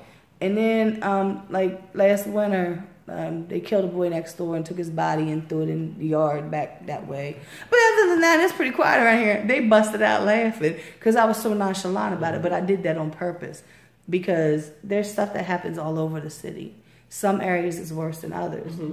You know what I mean? So, like, nothing really happened at where I was at for 6 years until the little boys were growing up and they decided they wanted to break in and steal cars. And then, like, the weekend that we were getting ready to move, they shot at the man that lived a couple houses down from me. And, you know, I was like, yeah, I'm glad I'm moving. We used to live Woodington Garden Apartments. Emerson, right by Frederick. Right. Hell. Can't believe it. And it was a guy, a little, you know, drug dealer, and everybody around there was drug dealers. And it was crazy because they, you know, we heard the name. I heard the name, right? Because I before I started doing what I do now, I was a property manager. Oh, okay. And one of the jobs, you had to walk property, see what's new, see what's going on, right? And you see this guy, you know. So we had words. Little, you know, when I first got there. Because nobody knew who I was. It was always women in the office. Right. And they see a guy, they was like, you know, he's an undercover police officer. Oh, I got that too. When I moved in my house on Winchester in Poplar Grove, I was undercover. I was a crackhead. Oh I was a former police officer. I was the jump out, one part of the jump out boys. I was everything. He didn't know who I was, and I think that what made him mad because he didn't know.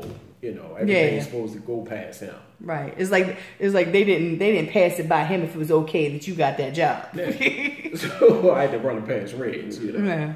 So we had words, and couple months went past, and something had happened, and he came. I saw the police when they was coming in, And I looked at him, I said, all right, we had words and we ain't never really squashed it, you know. And he was out there, he didn't know what was going on.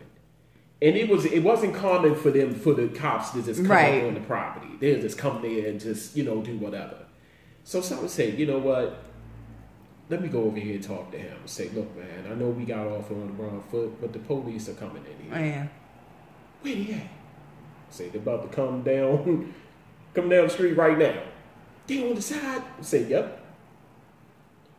Good looking out, man. Good looking out. Mm-hmm. So he, you know, telling everybody to go in the house and everything, you know. So they came, did what they had to do, left. A couple months later, he saw me outside, you know. He said, look, man, I appreciate what you did. Right. And because of that, anything you need, I got you. So the respect was there. Right. And I remember it was a situation where I went outside for something. I couldn't get through. It was in the summer. Right. Everybody was out there. I said, God damn, can I get through? Reds come outside and said, why don't y'all get the fuck out the way? Right. You see Mr. Ernest trying to get through? Parted like the Red Sea. I said, thank you. Years passed. He's working at McDonald's. And when I came in, I had ordered my food. Mm-hmm. And he was in the kitchen. And he came, Mr. Ernest, did you just order? I said, yeah. His food is free. His food is free. I said, you ain't got to do that, man. So it's a respect level. Right. And when I was living on North and Madison, the same thing. You had prostitutes, you had junkies, you had all kinds. It was a respect thing. And I say, I respect you, respect me. That's the way it should Just be. don't bring this, because it was a senior citizen facility in my church. Don't bring that around here. Right. You know. And it was one particular prostitute, Renee. One day I came out and she was like, y'all need to take that down the street. Mm-hmm. Don't do that around here. Y'all need to take that down the street. Respect. You know? And that's, you know, like a lot of things that play out in everyday life, they also play out in this business, regardless of what you're doing. Yeah. You know, my thing is, if I don't feel like I'm being respected by the people that I'm interviewing or taking pictures of or anything like that, why would I continue to do that? Yeah. You know, and you know, like I've said it before, and I'll keep saying it, these artists need the media, regardless of what media it is. If it's, you know, now, you know, with the TV, you know, the Charm City Direct TV situation, the Digga Live thing, you know, my show, whatever the case may be, these artists don't realize how important the media really is. What I'm going to do is, because my bladders cannot take this anymore, I'm going to take a little break. We're going to listen to Scar Akbar real quick. I'm going to run back here. I know it's probably too much information for y'all. I'm sorry. TMI. I'm sorry. I mean, I've been drinking water, you know. I'm trying to be healthy. I don't like water. I'm forced to drink water. It's okay. So yeah, I'm gonna be right back. I gotta play this song because this song is really popular right now. Okay. It's Florida Evans by Scar Akbar, his new project. Have you heard it? I heard it. You seen the video? Yes. I haven't seen the video. I heard the song. You gotta see the video because there's a guy running around there in a unicorn head. I don't know. I was like, what the hell is that? That one puzzle piece that make me complete to help me reach a unique peak of wealth, health, and togetherness. Imagine this 1 second could lead to forever. And if it's real, girl, let me know it's real, girl. Just look for it. Tell me that it's real, girl. Are you really real, girl? Are you really real, girl? Hold me down in the field, girl. Tell me what's the deal, girl. Keep it on with me. Now what you and me, real, girl? Are you really real, girl? Love sound. I just need a real woman in this cold city. Always 100, never choose to play the 50. So wanna have fun with it, never on no dumb shit. So one that I can run with when things get risky. You ain't gotta be a bad bitch to be above average. Shit get real, shit flip to a sad the chick can't freak and don't come with no baggage. Help my mom maintain through all of this madness. Life ain't lavish, but we can fix that. Just let me stack up. Funds get low, she helped me get the bag up. She sings sick, she got me, she my back up. Know how to calm me down whenever I choose to act up. So I can help me relax, you know, give me that woosah. Make every day feel like the first, like I'm a new guy. Throw a bus round, rather buckle between the thighs. And keep her ass in check like that, give her that woo. And if it's real, girl, let me know it's real, girl. Tell me if it's real, girl, if it's really real. Yeah, let me feel, girl. Tell me what's the deal, girl. You remain real, girl. If it's really real, I just need a real girl. Good times turn real. Be my friend, slow me down if I'm in the jam. Be my boss of mine when I turn to a madman. So if you're real, girl, hopefully you can understand. I need something real. In the video, he has, because they were actually supposed to do it at, like, I guess Fun City. So they were going to be roller skating, and it was going to be like two of them in like these costumes.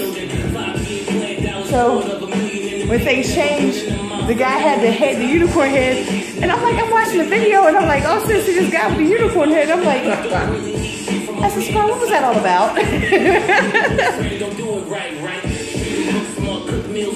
Ooh. Ass on Big Mac, she come with a golden arch. I play my part, I hope you play yours too. Hold me down, love and just stay true. And I got you. And if it's real, girl, let me know it's real, girl. Tell me if it's real, girl, if it's really real. Down in the field, girl, tell me what's the deal, girl. When you remain real, girl, are you really real? Cause I just need a real one when good times turn real. Be my all I have and slow me down if I'm in the jam. Be my boss of mine when I turn to a madman. So if you're real, girl, hopefully you can understand. I need something real. About a man, they for the madness. We help each other grow, not worried about my He's just one of those artists that's, he's very, like, when you hear his voice, you know it's him. Yeah. He cannot be mistaken for anybody else. Give a love and attention. Tell her look into the future. Do you see me in it? Wait a minute. I really need a chick that'll boss up. Take care of her body, never become washed up. Got some type of hobby, plus somebody I can trust. And always got the answers like AI. I want to cross up. You know what? All I need, I hope you want to. Mix karma's future with a little bit of sunsuit. Cause love is art and art is war. So if you feel like I feel on I knew better, but I needed to drink something. I was thirsty, and I was like, I knew as soon as that first bottle was going, I was like, So we drink at night. We drink water at night. And last night, popped up. Sat there, it was like, good thing our room in the bathroom was like right there. So yeah. That's like me. Like, I have to take blood pressure medication, but it's got a diuretic in it. So when I take it, I take it at nighttime, and then I'm like, I got to get up in the middle of the night and go to the bathroom. But if I take it during the day, then I have to make sure that I'm near a bathroom. Oh yeah, thank y'all for like bearing with me on that. I'm sorry. You know I'm an old lady, so you know things happen. I'm not to the depends yet. I'm not to the depends needing depends just yet. You don't need that. You don't need them. But yeah, I Scar, because Scar was just on my show just 2 weeks ago. Wow. And that, you know, I've got like a lot of songs on here say, you know, that were in my playlist for him. Okay. And you know, so I'm like, that's that one right there. Like the video keeps popping up. I keep seeing it. And I'm just like, yo, I'm just so like I'm proud of these artists when I see them doing things that they're like my children, and that's what I keep telling them. And hence the name Mama Lisa. A lot of people call Division calls me Paparazzi. Okay. So you know, I was like, let me play a song because actually, I should have done that about a half an hour ago when it turned 7 o'clock. But we were just in this conversation.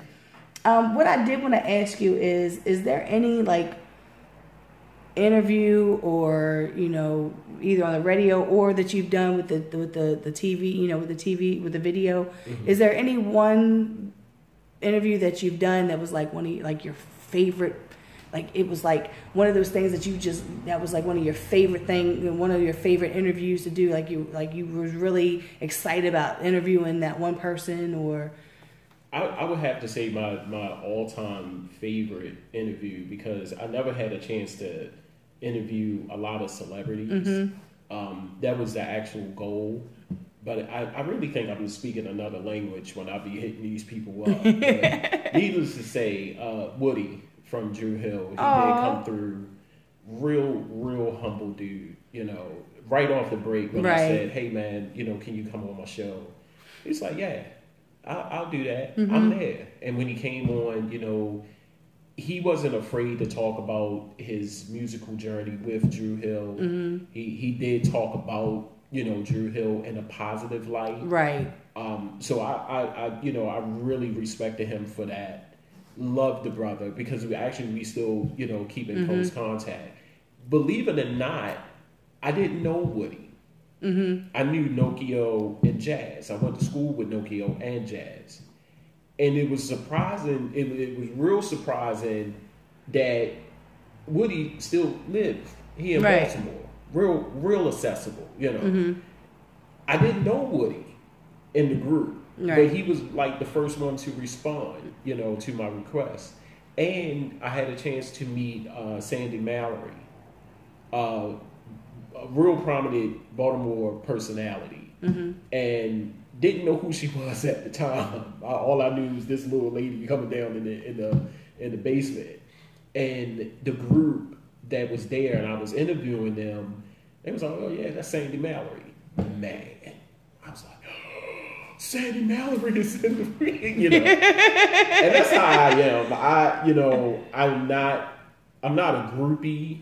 Right. But I said that, you know, I hardly talk about celebrities. I just believe that Baltimore artists are my celebrities. Right. When I hear the name Scar Akbar, Damon Blue, the list goes on. Right. You know, Baltimore Sun, Billy Live, I get excited. Right. You know, because these people to me, they are my celebrities. Right. You know, you always see the name, you always see the music, hear the music and see the videos.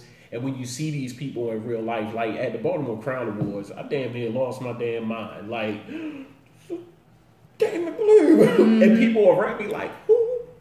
Don't shut. You don't even know. See, and like with me, with Damon, I remember Damon when he just went by Blue. Wow. And he was a part of Gritty Gang, but he wasn't part of Gritty Gang, but he was always around Gritty Gang. He was always recording at ARS Studios, and he was this young boy who I thought was amazing, you know, and then I see him doing the things that he's doing, and I'm so proud of him.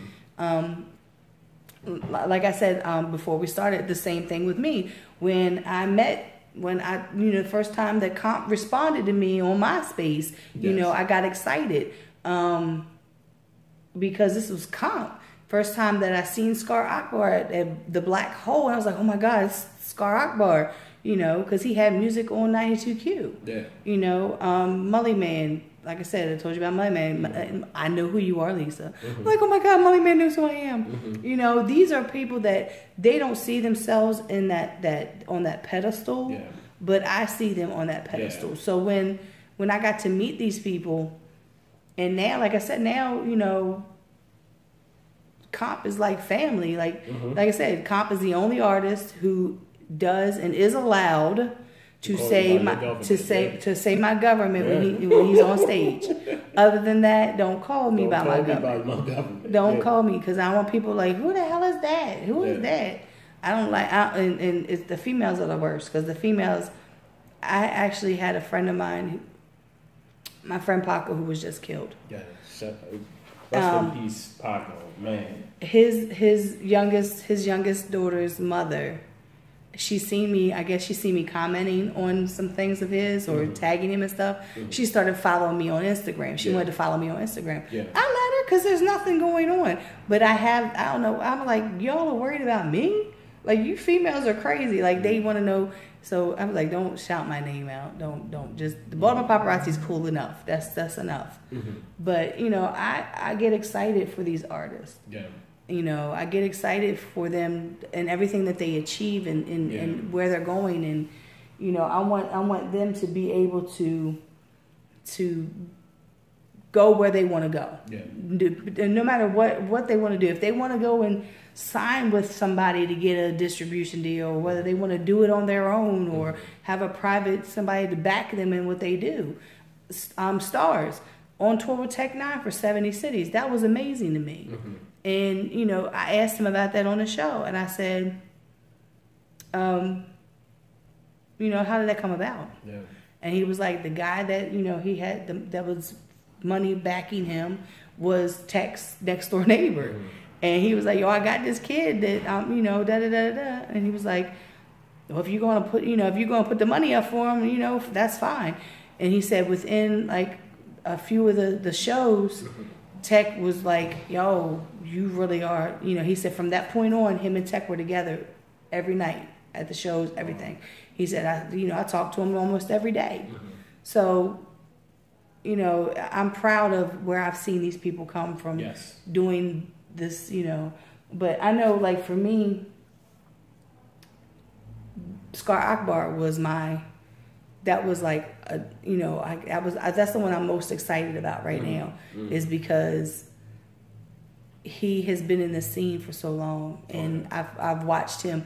I love the fact that his music is him. Yeah. Like, he just pours his whole soul out there. Yeah. There's nothing to guess about. Mm-hmm. You're getting him. Yeah.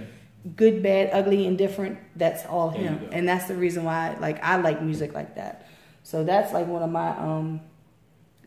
my favorite. It's so distracting, this window. Everybody keep looking. Yeah, but before the show, I said, where is this window at? when I came in, I said, that's the window. Right. The infamous window. Right. I look at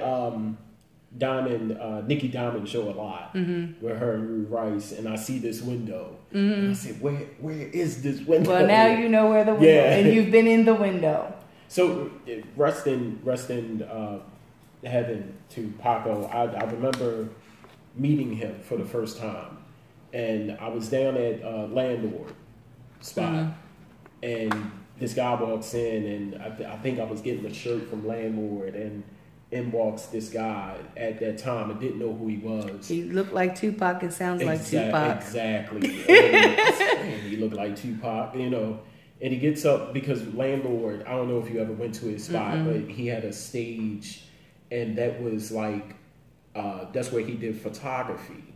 So he came down, there was a couple of his guys, and the one thing I noticed about Paco, he was always wearing this owl vision. Owl vision. Yeah.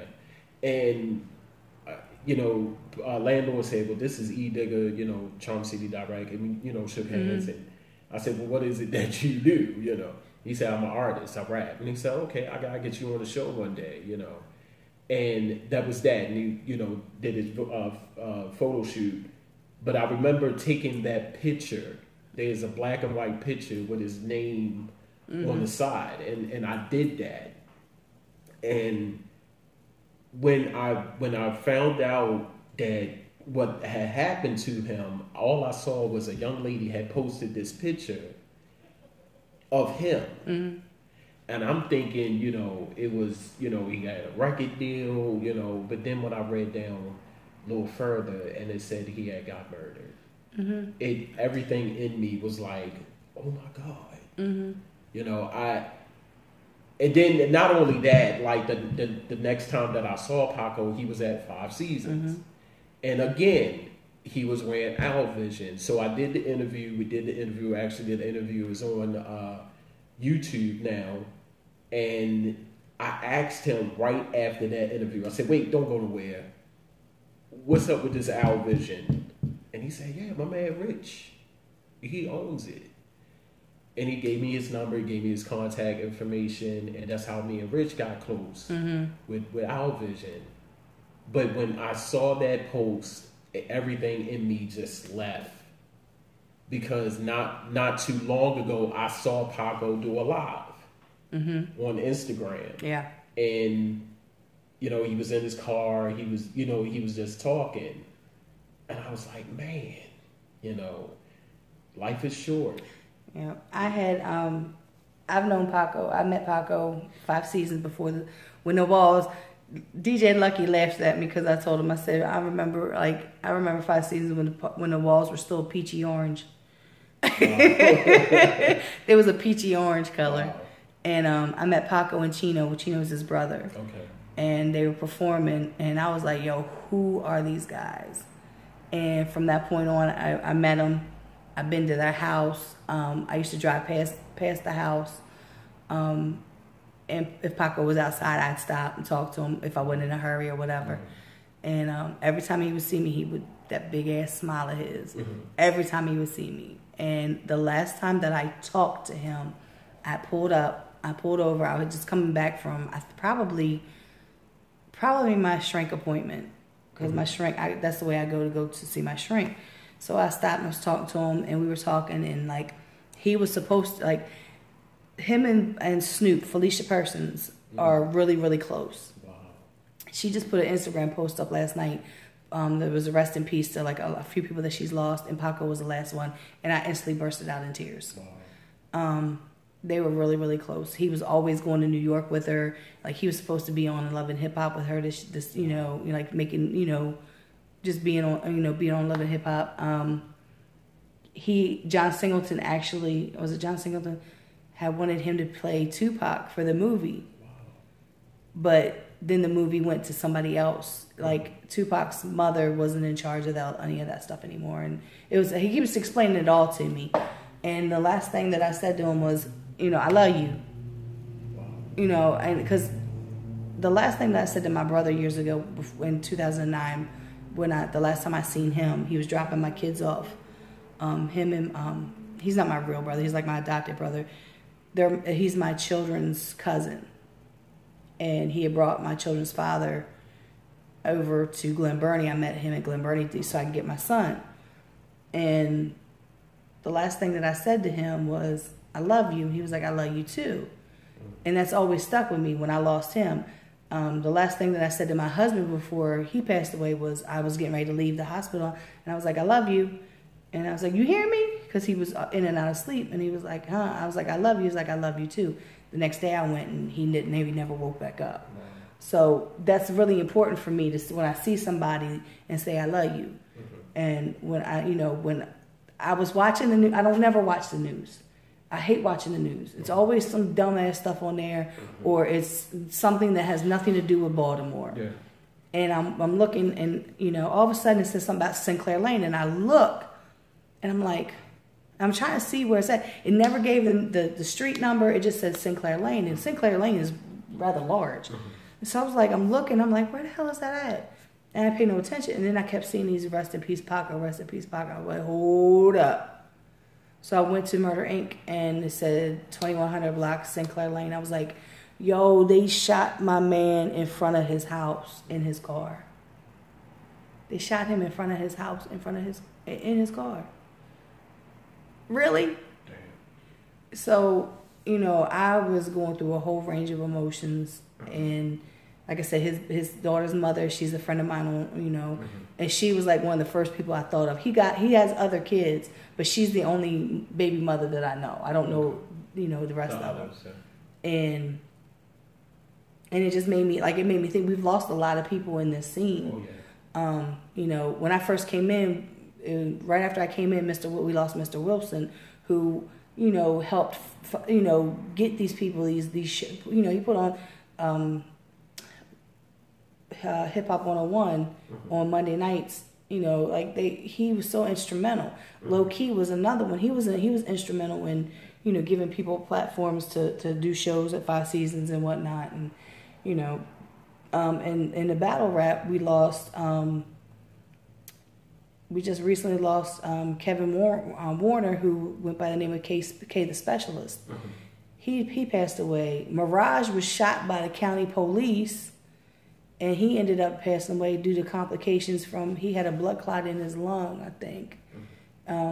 Like after months of, you know, dealing with being shot by the police, because he was in his backyard.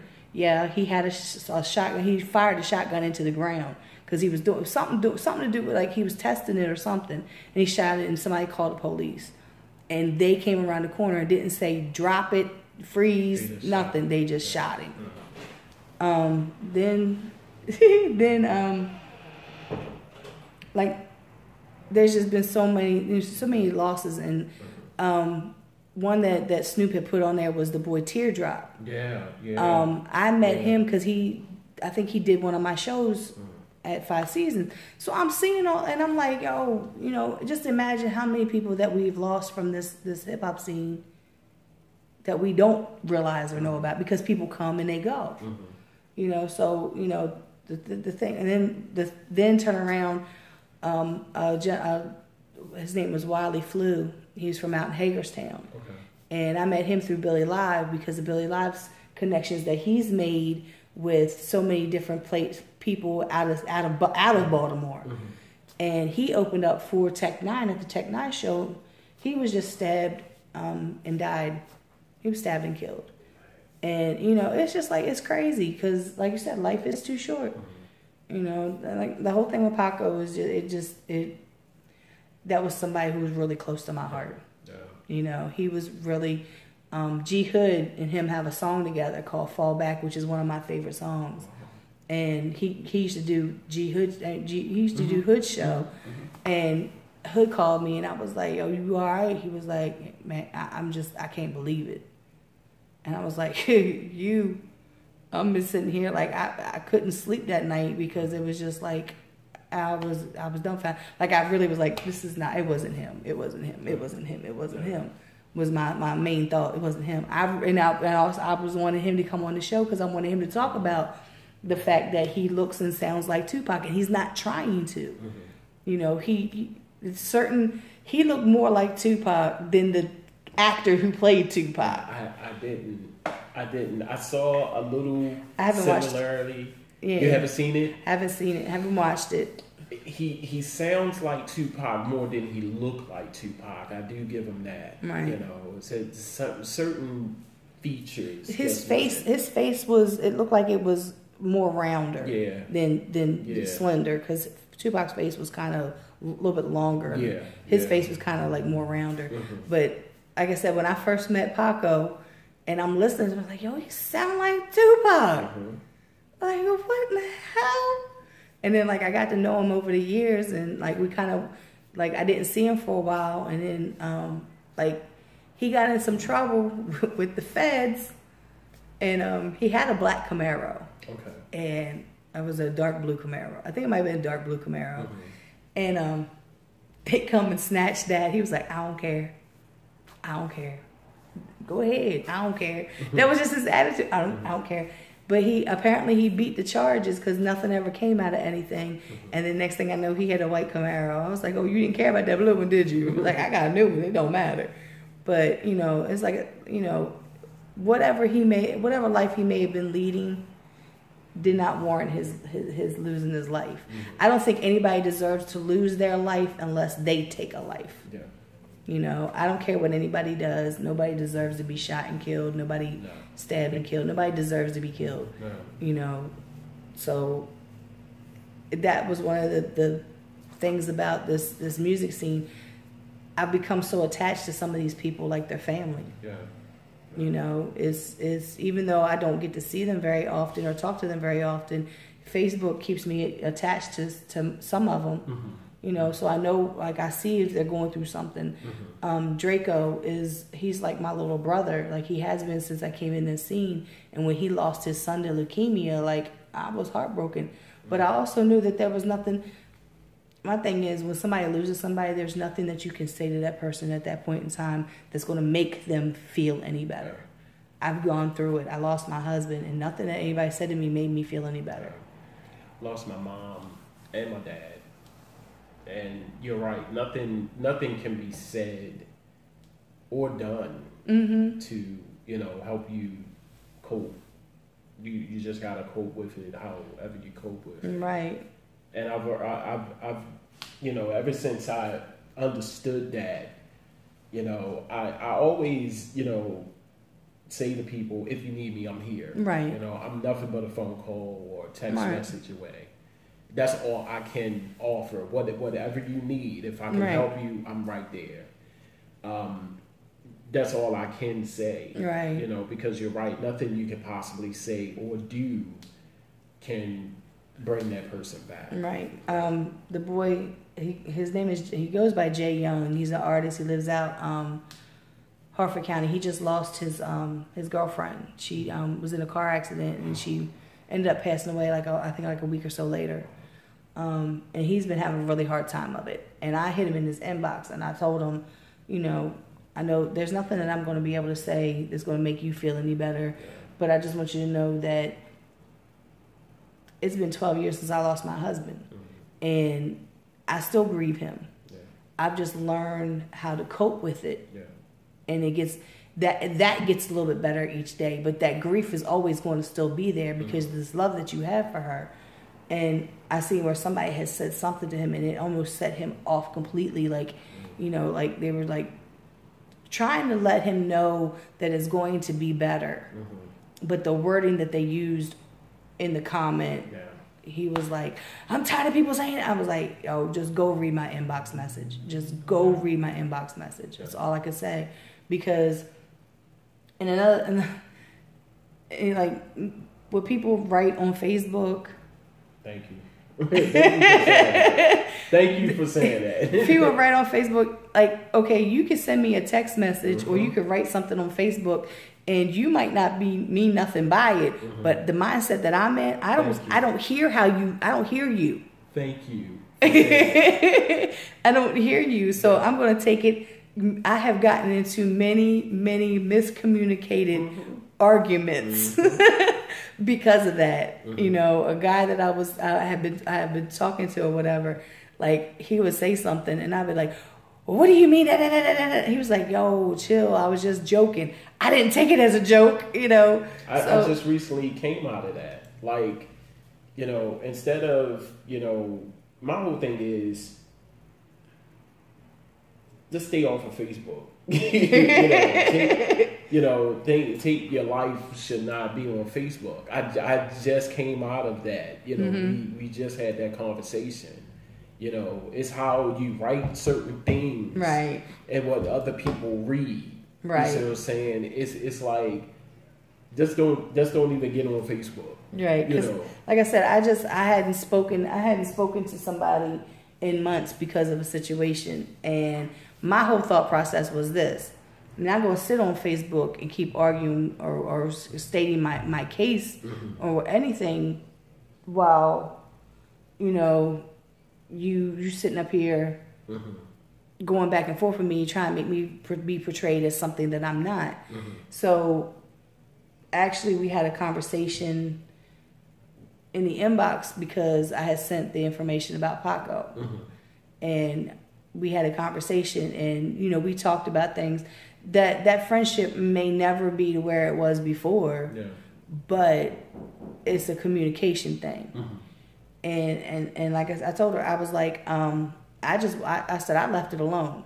She's like, well, I unfriended you. I was like, I don't care about being unfriended. I really don't. I don't care about being unfriended. I don't care about being unfollowed. I don't care about being blocked. I'm gonna go let this man in. Okay. I'm just like, they got cameras back there, but I guess they don't see him on the camera.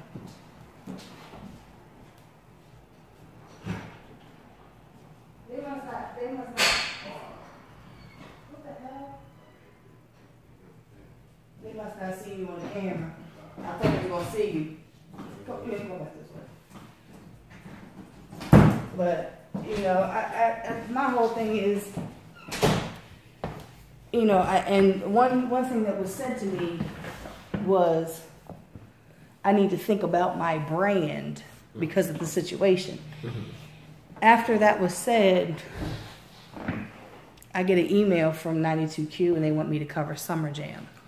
This was like February, March when this all happened. And I get an email from them saying, can you do Summer Jam in July? I really don't think I have to worry about my brand. But my whole thing is with the whole Facebook thing and social media. Some people take it too seriously. Sometimes I do too, depending on who it is, what it's about. But if you really don't want to argue with somebody, don't say nothing at all. Just watch what you say. You know, I used to rant like every day. And this is when I had charmcity.rap. Now, did anybody ever tell you when you was doing a rant, oh, well, you shouldn't be saying it because All of the your time. brand and blah, blah, blah? All the time. Did you think that it made any kind of a difference because you were on there ranting or expressing your opinions? Not really. Me neither. And I like I said, it was not when I wake up. God damn it! And the person, couple of people were like, "It's your brand." I said, "This is my opinion." Right. It's at least I'm not getting on here. It'd have been different if I was talking about, something totally different than what I was talking about. Right. You see what I'm saying? So what I did, I said, you know what? Okay, keeping in the mindset of brand, I'm just going to let this be brand related. Right. Just charmcity.rap. Right. Charmcity.rap. So Right. if you get tired of that, then something is wrong. Right. And it's like I said, like I understood what the person was saying to me, but it really didn't affect me because my whole, and then like I said, Ty Hill and Keisha both got on that post and was like, you I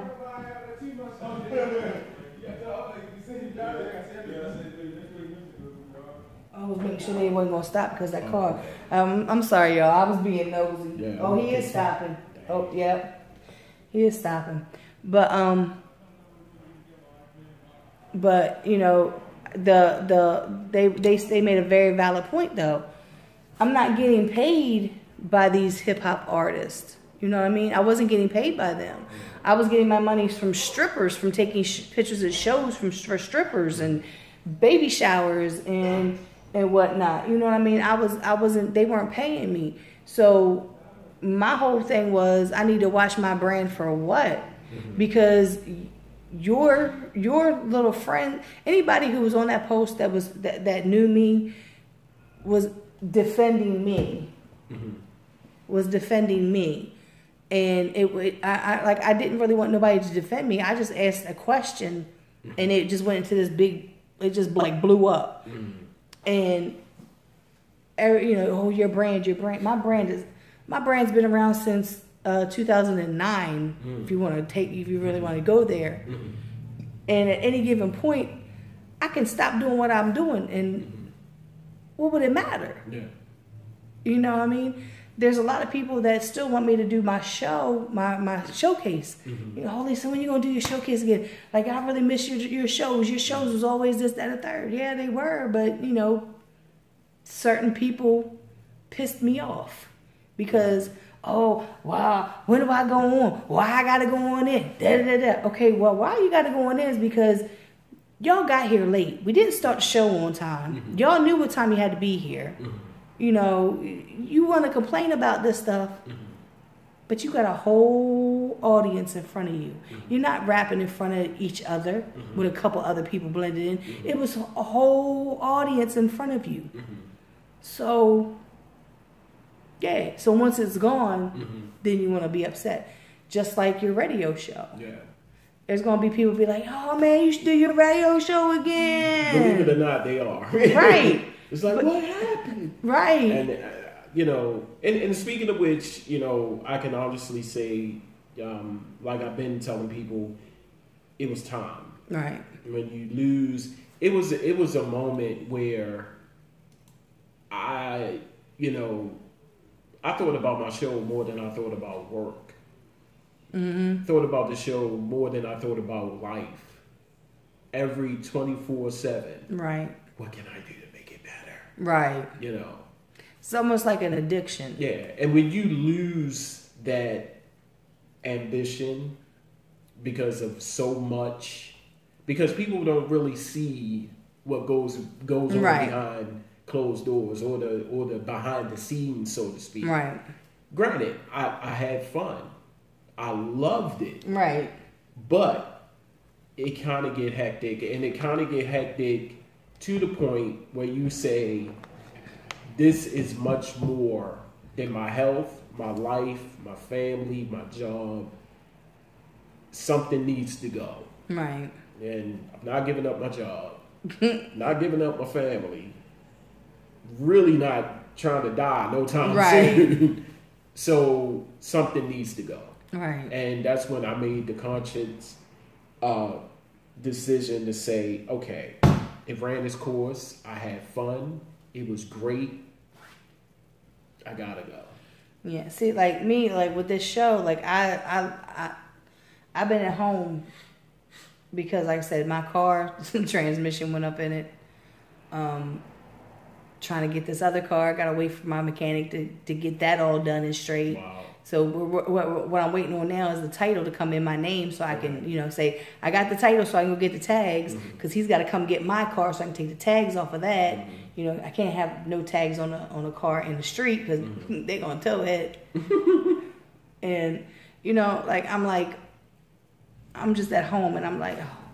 So then trying to get here, I don't do the bus. I haven't rode a bus in so long.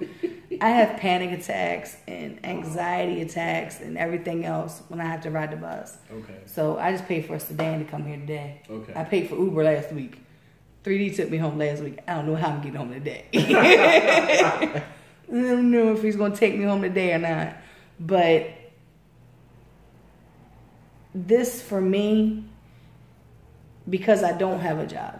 Now, when I got my job at the hotel, I had to back off of taking pictures at the shows because I was too damn tired. It was too exhausting to go to these shows and stuff. So when I had my surgery last year, and I couldn't go to shows because I couldn't move my arm, couldn't take pictures. So then when I could go to shows, I was going to shows, when I could or whatever, But lately, there really hasn't been any shows to go to that I know of. Yeah. Except for like Billy's show, and I've been to a couple of them, but it's like I'm in this rut with going to events, like you are with like the show or whatever. I'll be at home, and be like, do I really want to go? Do I really do I want to go? I get like that too. Like actually tonight, I had an invitation to do media at the Cultural Arts Center from 2 to 6, and I knew we would be pushing it, because I'm not a morning person, and I'm like you. I'm like, do I have to go? Do I really? I wanted to go. Yeah. I wanted to go, but I said they'll kind of be pushing it coming from the Cultural Arts Center to here, for the show. So what I did, and that's another thing, I try to make a conscious decision to say what else can I offer the person. Right. And luckily, shout out to Royal Queen. She was a guest last night on Late Night Live with Digga, and gave her an opportunity to talk about this event. And if it's within, is that Keisha? Lakeisha, yeah. Yeah. And if it's within the time frame of the event and what I'm doing, by all means, come on the show and talk about it. Yeah, because that's why Antoine came on my show that one time, because he was talking about this mentoring thing that he was going to be a part of or whatever. Yeah. And I'm just getting because I'm trying to remember who I got next week. I don't remember who I got next week. That's crazy. Oh yeah. Oh yeah. Now I remember. I gotta get in my email for that shit. I got artists from Pennsylvania coming down. Awesome. Yeah, they hit me up, asked me about being on the show. I know that's right. I said, okay. Yeah. That's cool. Come on down. I'm equal opportunity. It don't have to just be Baltimore. It can be whoever. So yeah, I'm just excited about that. But I've done the same thing. Yeah. You want to come on the show and talk about it? I've done it with Billy. Like Billy, he sent some artists to go talk about the show that was happening, and I had people come before the show at the Auto Bar so they could talk about the show, and sometimes because I get tired of asking people, you want to be on the show? Do you want to be on the show? I get tired of asking that. I'm not saying that I'm thinking that they should be asking me about, at least can I get an interview? But my mind doesn't work sometimes. I forget about people who have asked me. I have lists that I have written of people who say they want to interview. And then when I hit them up, they don't hit me back, or it's something happens, and I'm like, why did you say you wanted to be on the show when you can't give me a date? Yeah. Like, I'm telling you now, like, I got a date at least one Saturday in December because the first Saturday is covered. The second Saturday I'm be in New Orleans. The third Saturday I think is going to be Nellie Hendricks. And then I have somebody else being on the 23rd. Oh, the guy All the Way G. He hit me up on IG about being here. So then I got the 30th, and I think that's going to be whoever Skipper has for me. Okay. So, like, my dates fill up fast. Mm-hmm. My show is 2 hours on a Saturday. It's not, I don't have a show every day of the week. This is not 92Q. Mm-hmm. I'm not Pork Chop in Squirrel Wide. You gotta utilize it. You know, so it is what it is. So we talked about, you know, this. So what do you foresee, like with the Charm City Direct TV? Is that something are you implementing that now? Is that what you're transitioning to now, as far as getting everything, like what you're going to do? Because I'm sure you've already had this idea for a while as what you were going to do. So when is it? You know, do you have a date when everything's going to, like, boom, there it is? I think the biggest holdup now is location. Yeah. Because I think I can say this. I'm doing everything in house, but I don't want people in my house. Right. Select people, people I know, you know. Right. But, you know, Joe Blow is not coming in my house. Because now I don't even have to come to the station to do my radio show. Wow. I have the program on my laptop. Wow. 3D put it on my laptop because I'm going to be broadcasting live from New Orleans. Okay. And I really, like, there would really be no reason. I mean, I could do something at my house if that was the case, but I don't want people at my house. But see, and that's how I feel. You know, certain people, yes, every day, all day. You know, I know them. I've been to their house. You know, but everybody can't come to my home. So right now, the biggest holdup now is looking for a location. Where, come on in, come on down. And at the end of the day, once the lights are off, I could go home and relax.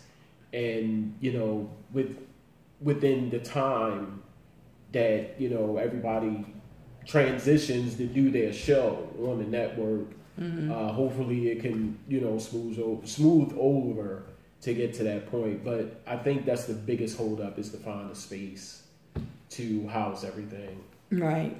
So that's what I'm looking at now.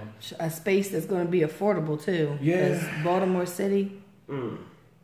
It's like I said, my house. Yeah, my house is like $1,400. It's not even worth that. If I had more space in my house and a private entry where they won't be bothering, of course, all day every day. Right. You know, you go to that bathroom. And you come back here. Right. And that's how you get out. Right. But I don't have that luxury, so something's gonna happen for you. Something's gonna fall in your lap. Watch and see. Thank you. Something's really gonna, because like I said, it's something that you want to do. It's an idea and something that you want to do. So somebody's gonna speak something to somebody else, and then somebody else is gonna say, "Oh, well, I know a place." That's usually how it happens. Yeah. How it happens. Because like I said, I don't know how, like, I think the landlord from the old building, if that's the same guy that owns this building, it's something that, because the landlord for this building has something to do with that building. And that's how 3D got this. And when, you know, 3D was like, "Oh yeah, it's nice, it's big, it's this, that." I walked in here, I was like, "Oh my God, the ceilings are huge." Because we was in a basement, so, you know, I mean, it was good for me because I'm short, but tall people ain't making it. Right. My ex is like 6 foot. How tall is he? 6'2", something. Ain't making it. He ducking and stuff. Big dog from Division, he's like 6'3", 6 foot. And so he was ducking in doorways and stuff. So so this was just like all kinds of areas. Yeah, I loved it, but I was more concerned with this. I said, when I came, I don't know if you noticed, where is this damn window at? But this is nice. This is real. I love it. I feel like I said, the Good Morning America. Like I said, sometimes we get people out here and be like, we trying to hold conversations with us, and I'm like, what are you doing? Like, but I need to say something if I can. This is a shameless plug for everybody to, if you can, and I would greatly appreciate it if you cast your vote this year. Fortunately, Charm City Direct Radio has been nominated for Radio Show of the Year at the Baltimore Music Awards. Oh, yeah. At Don McKay's event. I'm so honored because the first time that I sent my entry in didn't go so well. And shout out to Shanika, who always informed me that I've been nominated on all the awards. Shanika Miller? Yes. She mad at me right now. Uh-oh. I was supposed to call her yesterday. I told her I was going to call her when I got off the phone. But I got off the phone and I got on the phone with my ex and I was talking to him. Me and my ex are like best friends. Okay. And like, because I was listening to you say your ex, I said, oh, okay, they must be on good terms. Yeah, it took us about 4 years, but we're best friends. That's good. There's still a lot of love and everything, but I have still a lot of like hurt from the situation that happened. And 4 years ago, 5 years ago, something like that. Okay. And so I got off the phone with my homegirl, and because he had called, and I was like, let me see what the hell he want. So she's like, all right. So I got on the phone with him. I was talking to him. Got off the phone with him because he was saying, let me find out what Moms was talking about. I was like, all right. So he get off the phone with me, and then I'm not, my brain's doing whatever. Then my homegirl calls me back, so I'm on the phone with her. So then Shanika was like, she sent me a message last night, and I seen it this morning. She's like, I got clothes for the kids and this, that, and the third. And I was like, all right, well, I don't have a car right now. I don't know what I'm gonna do. Because she's always giving, like she give my daughter a whole bunch of stuff for the baby. She gives my grandson. She gave her son outgrew his toy box. Wow. So she gave me the toy box. She's always doing that kind of stuff. Shout out to Shanika. Shanika was actually the very first person that exposed me to the scene. As far as meeting people. I didn't know anybody. She's crazy. And Shanika actually, it was Charm City Direct TV. My very first interview was at her house, and I interviewed Keisha Starr. Okay. And my very first interview, like, I had a banner about that size, and we posted up pictures of Keisha Starr around the banner, and I had a tablet, and that was all I was working with. Right. And I was stressing that day. It was on a Saturday. My camera person, he was like, well, where we going to shoot at? I said, I don't know. So Shanika was like, let's shoot at my house. Like, I have all these rooms around here, man. And so we went there and we did the interview. And that's how I met Ty Hill. And of course, Keisha Starr.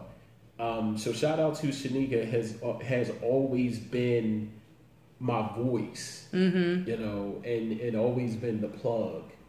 And as much as she stayed behind the scenes, and I appreciate that because, a lot of people who do things for people, they always want the recognition. They always want to, it was me. Yeah. She is not one of those people. No, she gets upset with me because, like, I'll make a flyer. I won't think about it. I make a flyer. Like, it don't take me that long because I already have the template of, because I made that flyer. I made that. Okay. I did all that. Okay. And it's just a collage program I have. Wow. But I've learned how to tweak certain things and do certain things with it.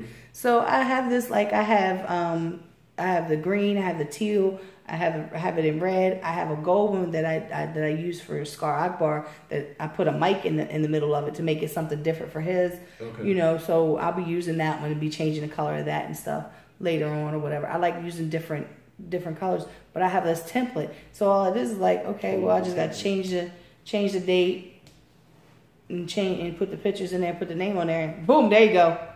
It's almost like a brand kind of thing. Yeah. When people see that flyer, they know it's me. They know it's in the spotlight. They know all that. So, she's like, when you make the flyer, send it to me or tag me in it. I'm like, okay. I never do it because I forget. She was like, if you don't send me that flyer. Yeah. She was, and actually it was her and Sabrina. Sabrina Williams, who Sabrina was on your show and told a story about how she met me. Yeah, and that was the funniest thing. She was like, because it was funny, because like it goes back to where people don't know me. We're at a show, and after the show, she was like, "Can you take this picture for me?" And I was like, "Sure." So I take her little camera. She was like, "Do you know how to work it?" I said, yeah, I think so. She had this little camera, and mind you, I had this big ass. I think I might have been the Olympus at the time. My big ass Olympus camera with the take off the lens and all, put another lens on, all that stuff. So I'm like, yeah, I think so. Yeah. And I took the picture, and it wasn't until after that she was like, they were like, "That's the Baltimore Paparazzi." She was like, I feel so bad. I was like, don't. I didn't have a diva moment and be like, because I'm the Baltimore Paparazzi. But it was just so funny. She's like, and she tagged me, and she's like, I was on the show, and I told this story. I was like, oh, I was like, I took no offense to it though. Yeah. You know what I mean? She didn't know. I didn't know her. Those two. Everything happens on the weekend for me, Friday and Saturday. And one Saturday, I'm sitting at home. I'm at my computer, and first inbox come across was Shanika, and she was like, "You don't know who I am, but I know you." And at that moment, I really thought I was in the Matrix. Like, what the hell is going on? And she was like, "I've been watching you doing your show, and we need to talk. We need to meet." Right. And she has a very mass treasure trove of knowledge, and her knowledge of people, her knowledge of things is just overwhelming. And then right after that, Sabrina. We're like, hey, who are you? And right there, because like I said, I did not know anybody. Right. And I guess they were saying, well, he's going to have to know somebody. And St. Martin's was my very first live broadcast. And Mike Mumbles, he was like, let me ask you a question. What's going on? And I said, what you mean what's going on? He was like, man, you meeting all these people, I'm getting out more, I am working. I said, hey, I can't, I can't credit this all by myself. It's Shanika and Sabrina. Right. And they've been very, very influential in me getting out there. Right. So shout out to them too for just being who they are and not being the type of people that because of me, this is where you are.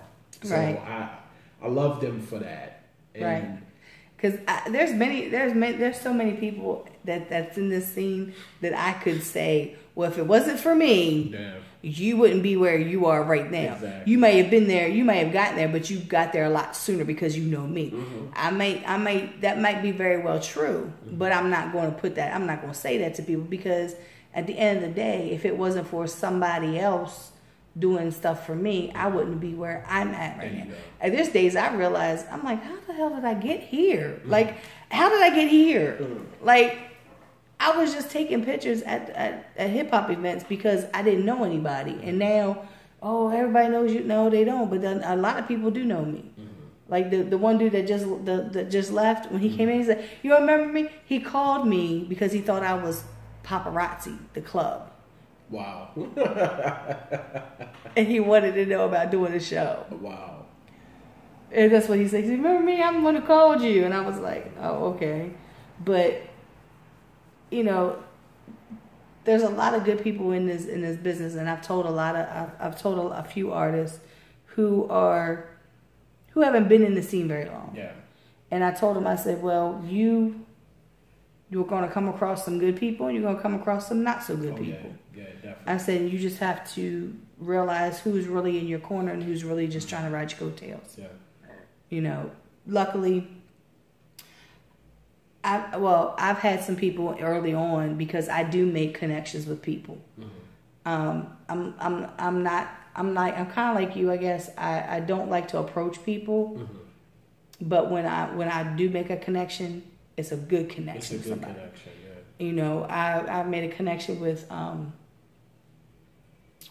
Bobby Stone, who he's the one who did the show down here with where I met Sabrina at, and him and I we're Facebook friends, and you know I keep an eye on what he's doing up there and everything else. Every once in a while we have a conversation. You know, he's up in New York. I made connections with people all over, not just business wise, but I've made friend connections with people all over. And when I post up about somebody's music, when I post up a video, they might just very well click on that and be like, yo, Lisa, I like that. You know what I mean? So the Calico, she's from up Whitelock. Okay. And I recorded her at the depot. I usually don't record, but I started to record certain songs that I know people are going to do that I like. And I put them up. Yeah, I'm still talking. Yeah.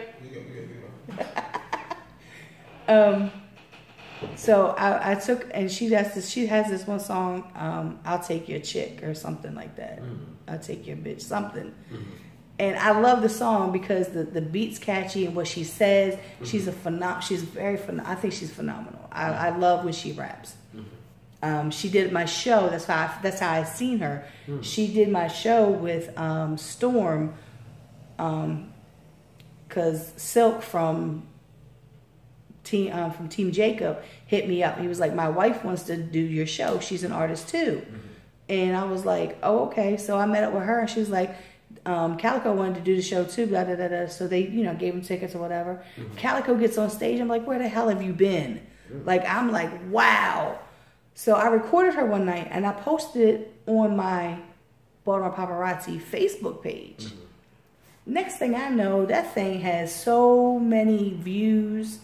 It's got people from Texas commenting and sharing it, and I'm just like, who are these people? I don't know them. How did they find this? You know, and I was like, there was more views on that video than what most people get on their YouTube videos. And you know, I'm like, okay, I've done my part to help an artist get more fans. So, you know, when I make connections, I keep those connections. I don't burn bridges. People burn bridges with me. You know, very rarely do I burn a bridge, because if I burn a bridge, that shit's permanent. You know, there's no coming back. I did a live not too long ago as far as you know, advice. You know, it's nothing for me to share advice. Right. And I notice a lot of people come to me, whether, you know, it's intentional or whatever it is. I tend not to, you know, say no when it comes down to, you know, what do you need to do? What do you see me doing? And I try to offer the best advice that I can. Right. Because, you know, advice can go a long way. You take it, run with it, or you can take it, put it in the back of your head. Right. Maybe later. But I'm so thankful that people can look at me and, you know, say, okay, well, he did it. Let me ask him. Right. You know, with the right approach, because some people don't know how to approach you. Like, yo, why you do that show? Where you get that background from? You know, stuff and stupid shit like that. But with the right approach, you know, I said, okay, you know, and this is like late at night, like 1, 2 o'clock in the morning, you know, but in this area, media, you know, I'm just real thankful for where I've come from, where I'm going, the people that I've met along the way, and you know, who knows? The sky's the limit right about now, and that's what I love about this. So basically, right now, what you're saying is that you're kind of taking a break, I guess, because we were talking about you working and family and everything else. So now you won't be so focused on like your radio show. You'll still be doing your live though, right? But that's going to be consuming, so time consuming like a radio show. Yeah. So you it's kind of giving you a break in the aspect of you don't have to go do this radio show. Yeah. Now you can focus on the I just lost the word in my head. What was I getting ready to say? The how do I phrase it? The TV edition. Yeah, but the I had the proper word as far as the coming up with the making sure everything is all on the road for doing the TV show. The production. Yeah, almost like a treatment plan for a video. Yeah. You know what I mean? Like the business plan for this TV show. Yeah. I guess you want to say it that way. I told you, my brain just like shuts down at certain points in time. I'll be like, you don't need to know. You don't need to talk about none of that right now. You don't need to even say you don't need to say none of that. So, so that's kind of like what you're kind of be doing is like taking a break, but not really, because you're still going to be.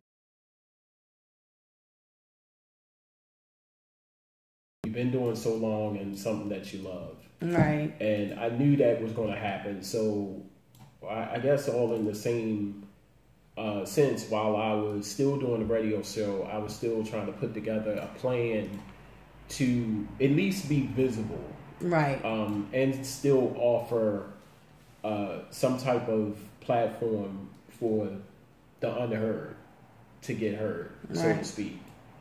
So, but I guess what I'm saying is, yes, I am taking a break from the radio. Will I ever come back to radio?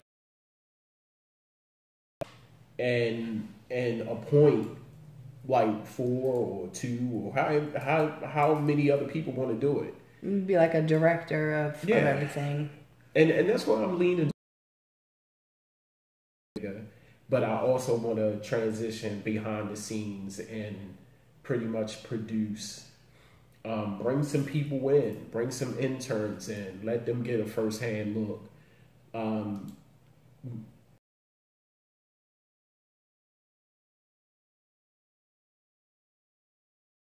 Like I said, that's I can understand completely how you feel about that, about doing some other, tell you exactly how many views, because it was amazing to me. The video is only 2 minutes and 5. Crazy. We got new internet service too, so I think that might have something to do with it too. I'm not sure. And say, oh, that's Team Cremate. I don't look at Team Cremate stuff. When I decided to do this radio show, it was, I still have fun doing it. Mm-hmm. Now, will I have fun doing it if I'm still doing it in 4, 5, 6 years? Who knows? Yeah. I might decide that I don't want to do this anymore. Like I said, I was doing the photography thing. Mm-hmm. I still like doing photography. It's just that my life situation kept me from doing certain things. Yeah. I can't get to certain shows. I'm the worst. I swear I'm the worst. I have this thing called pride that does not allow me to ask. I have a friend of mine, he was like, if you need me, let me know. And I was like, all right, well, blah, blah, blah, blah. And he was like I said. Total views right now is 6,158 views on her thing and that was from last year. Wow. But some music videos don't even have that many views. Sure. But yeah, so like I said, I don't do video, but there's certain things that I do video for. Mm-hmm. Like if I know somebody's like Team Cremate did Barbarians on Soundstage, and I recorded that. Okay. Like every now and then. Well, it was a new song. Okay. And they were performing it on a big stage, and I was like, well, let me record this for them, and you know, just because they may never use it, they may never share it, they may never do anything. Like I take all them pictures, and some people don't even share the pictures. They don't even know the pictures are there. I don't know how. They see me standing there taking pictures. They know I'm in the building. They know. I've had people like, where are the pictures at? On my page. Well, can you tag me in them? No. I will tag you in the first one that you're in. Then you can just go from there. Yeah. Because I have anywhere from 600 to over 1,000 pictures that I take at an event. Yeah, I'm afraid I'm going to miss something. I'm afraid my camera's going to go out of focus. I'm afraid something, they're going to move and it's going to be something. I'm afraid the lighting's going to suck, this, that, and the third. So I take all these pictures. So, yeah, I have issues. That's awesome, though. I can't even take, my max is 20. If I'm there, oh, this is getting heavy. That's what I had Daryl Mack. I gave him my Canon one night, my Canon camera, because I had to go to another event. And I said here, and it ended up somehow going out of focus. So the pictures, like most of the pictures couldn't be used. Okay. But it was just, like, I tried. Like, I felt bad because I had to leave. Okay. And so he was like, when I went to go pick the camera up from him, he was like, yo, how do you do that at all the events? He was like, my back was hurting. I was like, yeah, my back hurts all the time. And I have a disc that's pressing on my spinal cord. And I have, I have arthritis in my joints. I have nerve damage in my back. He was like, how do you do? He was like, my back was hurting me from taking the picture. He said, I didn't even take half as many as you. I was like, just what it is. Like, that's what I do. Yeah, I got a Canon T3i. Well, now I have a Nikon. Okay. That's what I use. One day when I grow up, I want to get another one, a better one. I think 3D has a camera that's the 4K, I think, which is really, really nice. I was trying to get him to let me use it so I could do a video with it, but he really wasn't trying to, I don't think. I saw on Amazon, speaking of cameras, I don't know if you saw my post. This damn camera was $13,000. Was it made of gold? I said, this thing better talk to you. It better wake you up, fix you breakfast. Right. This shot is bad. Do it over. Yeah. It better be like, no, try it again. The lighting was wrong. Yeah, I put a post on Facebook. I had a little emoji dog that he doing that. No. I can't see that, no. I said, this must be the top of the line. The ultimate. The camera with all cameras. Wow. That's crazy. Well, it is, oh my God. It's 8:42. It is 8:42. Wow.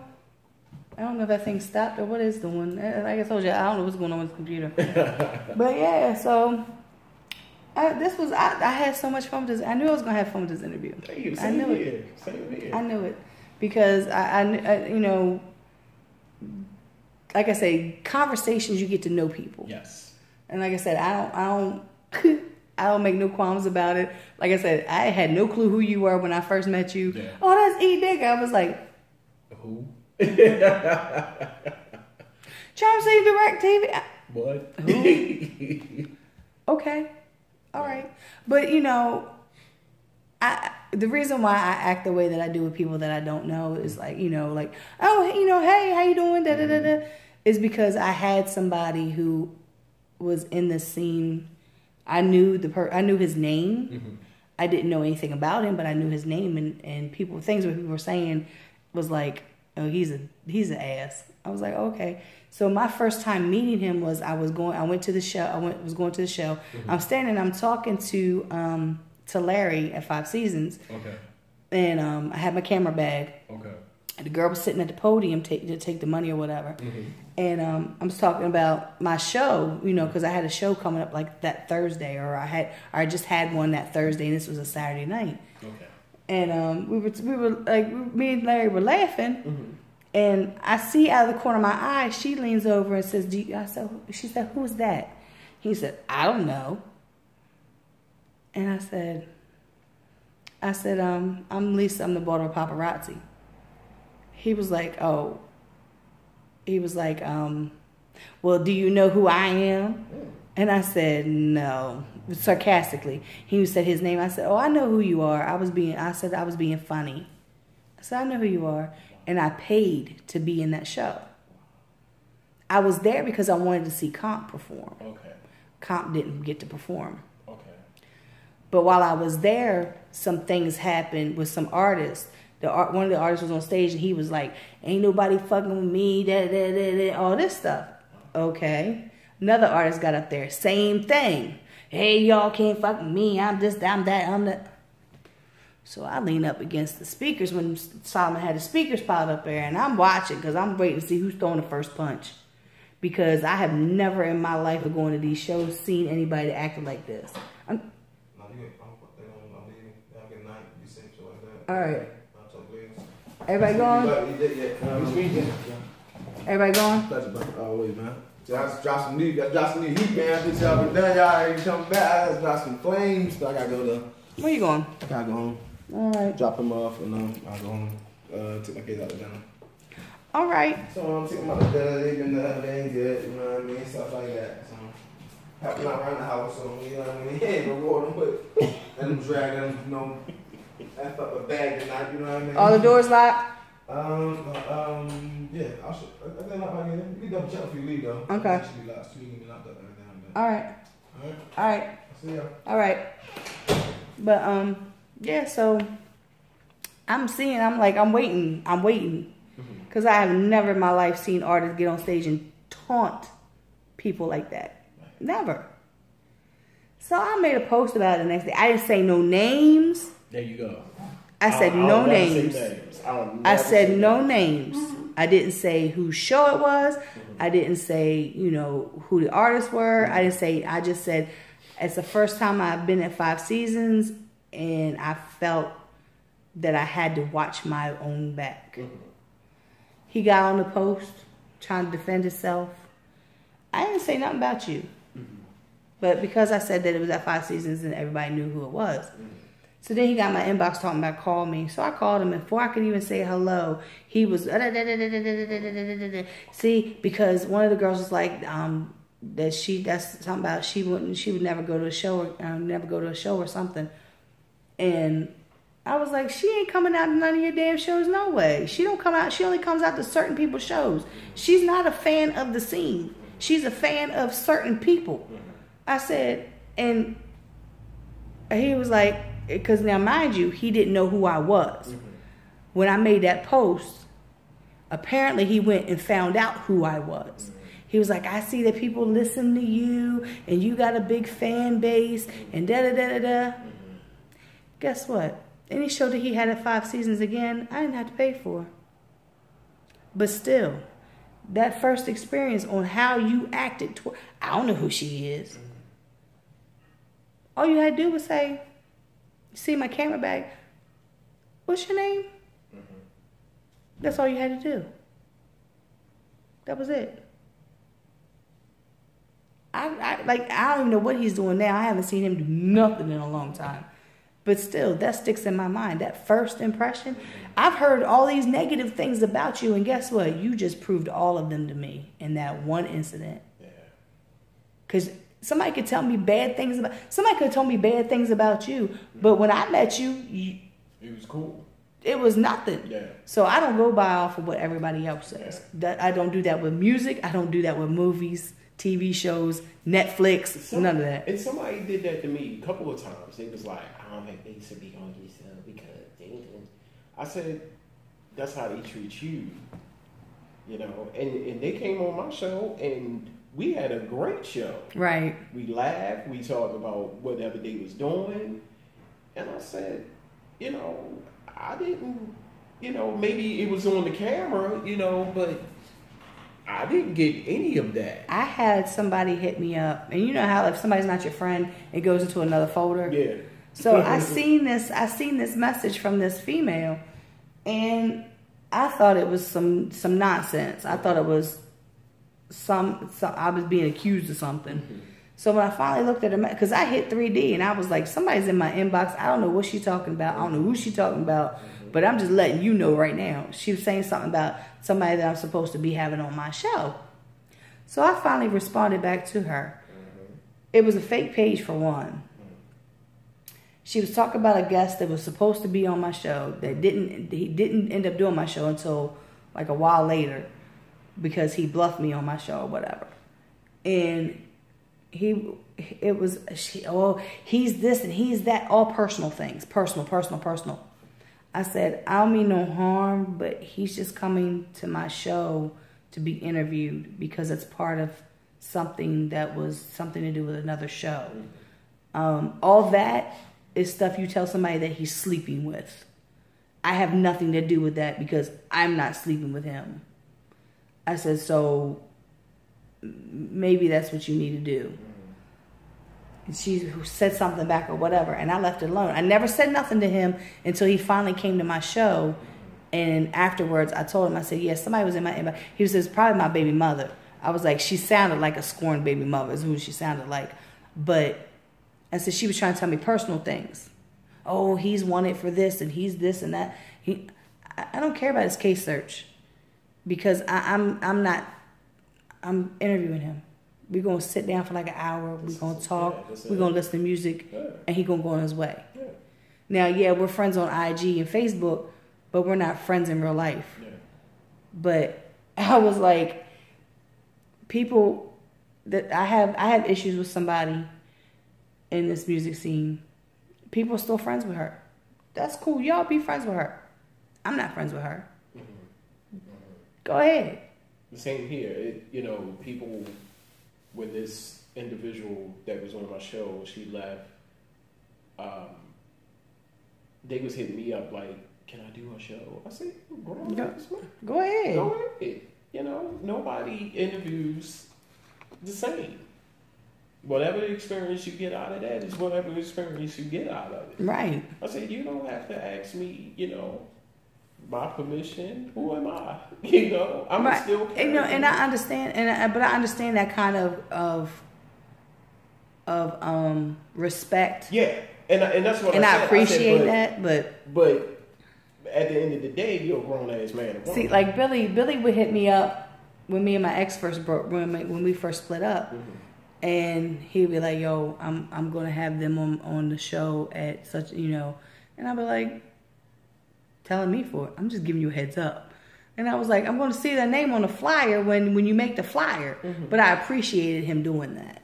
You know what I mean? I got them a show at Ram's Head. I'm just letting you know because he knew I was going to the show at Ram's Head. And I was like, all right. I'm glad that he did because, that show was the night before my birthday. And everybody that was on stage seemed to know me. And everybody was like shouting me out and getting me drunk. Buy Lisa a drink, it's her birthday, and all this stuff. So that was the night that I met Ruben Green, who's a photographer. And Dub Science Photography. And he pulled me to the side and he was like, I've been wanting to meet you and this. I was like, you know me? I'm like, wow. So he bought me a drink and like I was just like tipsy, and then my battery in my camera had died, and this is before I had bought multiple batteries for cameras, and I was just standing there chilling, and I happened to look over, and the girl that I have an issue with, she's now seeing my boyfriend. She's now with my boyfriend, so she had an attitude which I couldn't understand because you won, you got him. I'm just here chilling. But no, you mad because everybody's shouting me out. Everybody's like, Lisa. You living with him. Like, what do you like? Why are you mad? So if I hadn't had a heads up, then it probably would have went a whole totally different way. But, I appreciate it. Like, I tell people all the time, as long as my name doesn't get brought up in conversation, I don't care. Just like if I know that 3D doesn't like somebody that I'm cool with, I'm not, you know, I'm not going to bring 3D's name up, or if that other person don't bring his name up, I don't want to hear it, because that's between y'all, you know. And some people can't understand that, especially in this scene. They can't understand that at all. If they don't like somebody, you're not supposed to like them. You know, you're not supposed to deal with them. No, you have an issue with them. I don't have an issue with them. I'm not going to make it an issue. Now, if they do something to me, then it's an issue. It's an issue, yeah. You know, so, and us being media is kind of like this fine line we have to walk on sometimes, because you're media. Yeah, I'm media, but just because I'm media doesn't mean I have to interview this person that I don't like. You know. I remember like the very first Crown Awards when I won Radio Show of the Year, or whatever, best radio show. Something. Yeah. When I got up there and I won my award, I saw this person come across the street. Now, mind you, we had was it 5 seasons? It was either at 5 seasons. We was at 5 seasons, and then we was at Soundstage, and then we was at the Impact Hub last year. It was at 5 seasons. Now, mind you, lights right here in your face. Oh yeah, because you can't see really. Yeah. So when Easy Jackson was presenting the award, I got up, shook his hand, got the award.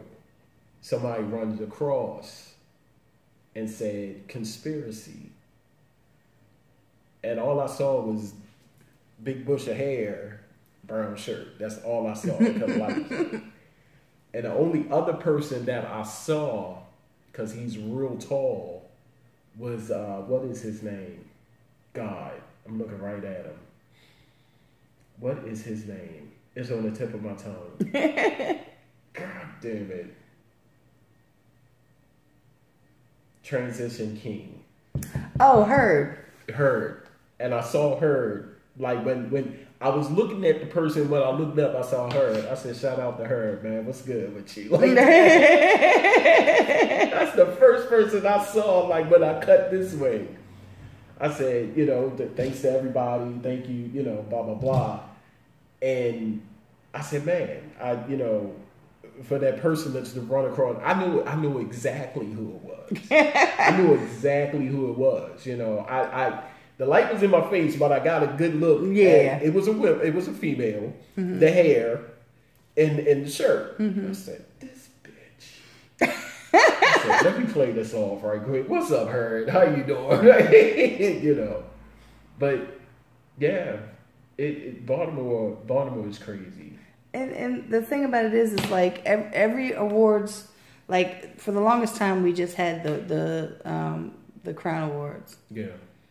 And then Diamond K made his awards, and I felt some kind of way about that, because I felt as though he should have collaborated with the awards that was already in place. Okay. Because if you feel like something is missing, then why go and make another award show instead of helping, you know? I don't know if any kind of conversation happened between them about doing a collaboration or anything. I don't know. I just know all of a sudden there was another award show. And I think Diamond K is kind of gearing towards this mainstream.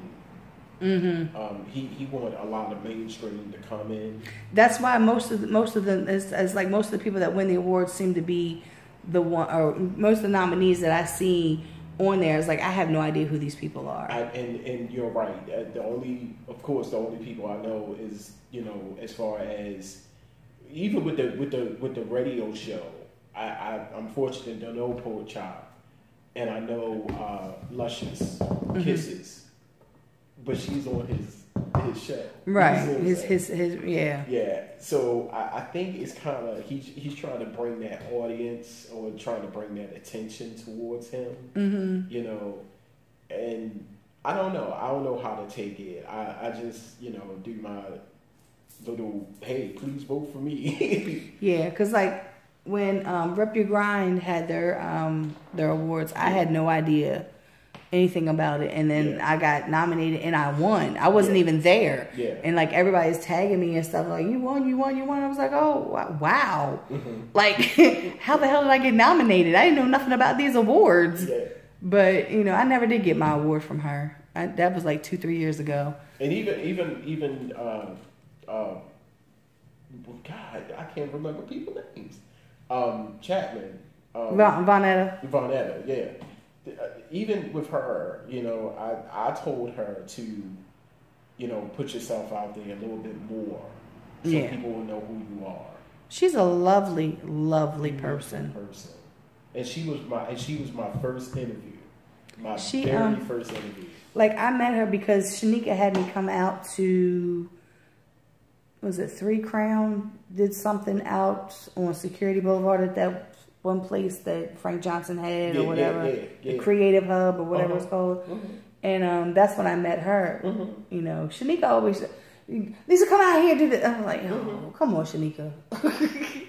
But, I had tried to pride myself on getting out of my circle and trying to cross over into this circle and then cross over into this, cross over into these different circles.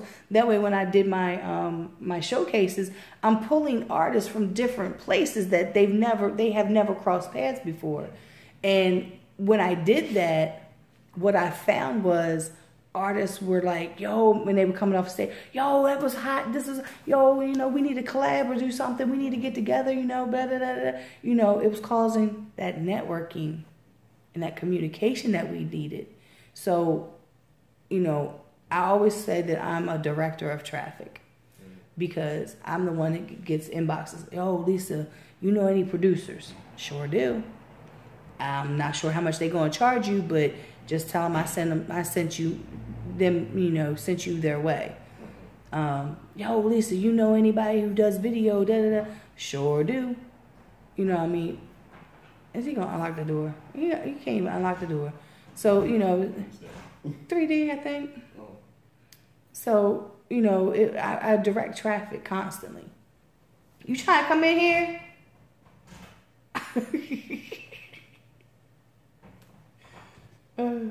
But that's what I call myself doing is directing traffic. You got too many keys. It's like a janitor. Oh.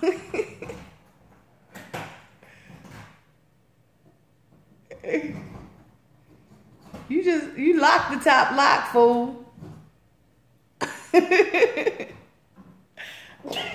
It's like watching. I'm like, what are you doing? It's Skipper. What are you doing, Skipper? They all look the same. I know. Mine do too. I need to talk to you too when I get off air. Yeah. What's going on, man? Yeah. So, but I'm always 3D just left. You got a kid, look? Huh? You going for the night? Yeah, he says he's going home to take the kids out to eat. But I've always been a director of everything. Yeah. You know what I mean? Like, everybody come to me, oh, Lisa, and that's like, you the plug, Lisa. No, I'm not. I retain information. I retain information. And I think that, I made a post that said, I bring people together. Mm-hmm. And it's nothing to, if I know something, if something is going on, people that I know, hey, check this out. Right. Go. The one thing I do not like, if I'm telling you to go somewhere to talk to the person, do that. Right. Don't hit me up and say, well, can you ask them this, that, or that? I'm sending you this to you right. for a reason. You see what I'm saying? And prime example, like if I post a flyer and I'm telling you about this, oh, this is dope, but can you call? I am not your damn secretary. Right. And then I feel some type of way afterwards, like, I just told your way. Well, it's just like, I'll put up information. Okay, Spielberg on Halloween posted up, he was doing 3 for $300 videos. Wow. He was doing, it was $100, but it was for, I guess it was just for that, it was a Halloween special. Okay. People hit me in my inbox, is this real? I posted it up, didn't I? Well, is it just for Halloween or just that? I don't know. You're going to have to hit Spielberg up. People don't read. You got to hit Spiels up. I don't know. People like don't read. I'll see something like I'll put like 3D post up about the studio, how much time and all that, the flyer. I just reposted. Spielberg post up about his specials. I've known Spielberg for years. So yeah, I'm just gonna hit share and share it.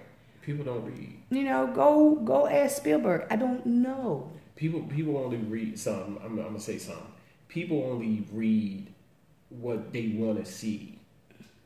And I did a live about that not too long ago. The two girls, I don't know if you saw the video, the two girls that said about the whole EMP, the electronic magnetic pulse, that was supposed to have happened, you know, in November. They did not read everything. It was a military exercise. It did not have anything to do with civilians. Right. They do this exercise 4 times out of the year. Now, what make you think that this is the 4th time? The other 3 times ain't nothing go on, but this 4th time we going to be in total blackness, total dark, everything. Right. Your car ain't going to run. Cell phones ain't going to work. Oh, yeah. Go out to the market. Buy your food now. Get up with your ammo. And I was just listening to this, and it's funny because I screenshotted the post, and it said we made the headlines, and it was her older sister. It was the girl's phone, but it was her older sister that was doing the talking. So I screenshotted that, and I was able to tag the girl in the post. When I went back, I say like 30 minutes later, she had blocked me. Because I went on late night live. Right. I had the whole video. Right. And I told people, I said, stop sharing this damn video to Yeah. me. Because it's not, it's true, it's going to happen, but it's not going to affect us. Right. And they said they didn't want the public to find out, or the government didn't want the public to find out because it was going to excite fear. What are you doing? You're doing the same thing. Right. You're exciting fear. When you said, and you made it perfectly clear that you want people to share this video. Right. To excite fear. Because, well, you know, I'm the biggest conspiracy theorist there is. I really am. When I seen that, I was like, this is bullshit. You know, people are like, I seen it on the DOD page. It's not there now, but I seen it on the DOD page. And I was like, just as soon as I got the video and where I work, the DOD comes to my job. Right. Department of Defense comes to my job. I went on the website. I read the whole website. I didn't see nothing. because nothing was there. Then I went to one of my friends who's a DOD instructor of some sort, and I asked him. I said, "What's up with this EMP? Ain't gonna happen. This is military. This is military. No civilians are going to be affected by this." I said, "Okay." That's all I needed. And that, like, every time somebody sees something on Facebook, like, they done killed so many people off. Oh, so and so is dead. I'm like, so what I do is I go to Snoops and I look it up. To TMZ and CNN. Right. They're the two, as far as that, celebrity deaths. Right. If TMZ don't have it and CNN don't have it, right, it's false. That's like Tom Petty was dead. But then he was on life support. But then he was dead. But then he's on life support. And I was like, you just keep, like, you killing the man, then you raising him back up from the dead.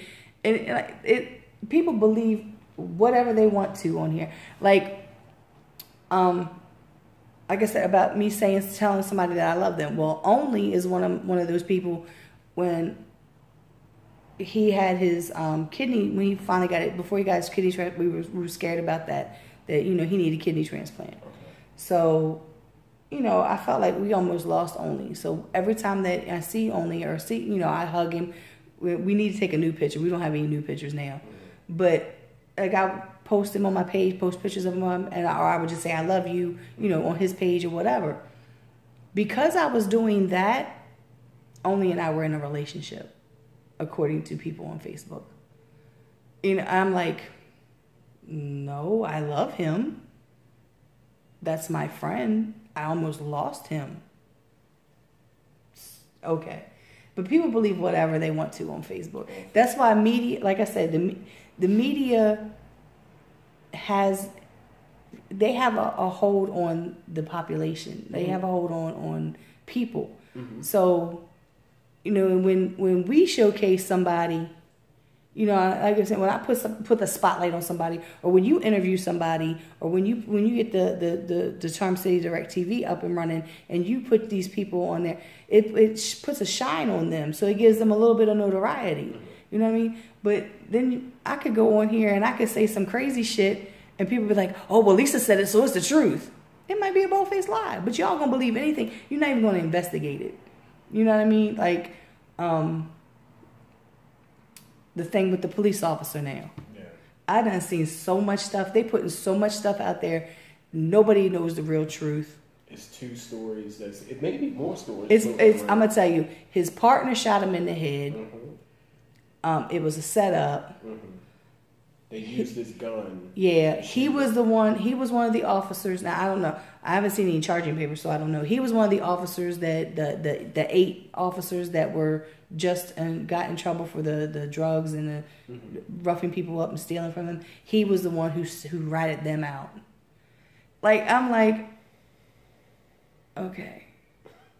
I watch a lot of ID channel. I watch a lot of crime. I watch a lot of things. So I'm watching all this stuff play out.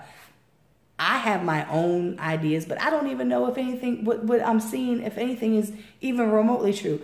His gun was shot multiple times, but his partner never fired a shot. If that's true, I'm sorry, he got a piss poor partner, because if me and Skipper are partners and he's getting fired on, I'm emptying my clip on somebody. You know, so like I said, I don't even know if that's true. Like, there's so much stuff. The media. You know. You know, but you don't want to deal with the reality. That's the reality. No, reality of it. If that was the case, if his partner did not shoot anybody or shoot at anybody, yeah.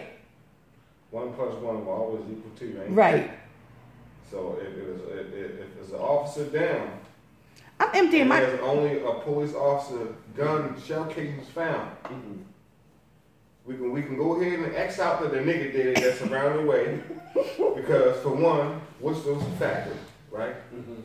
We ain't trained to kill. We kill, but we're not trained to kill. Right.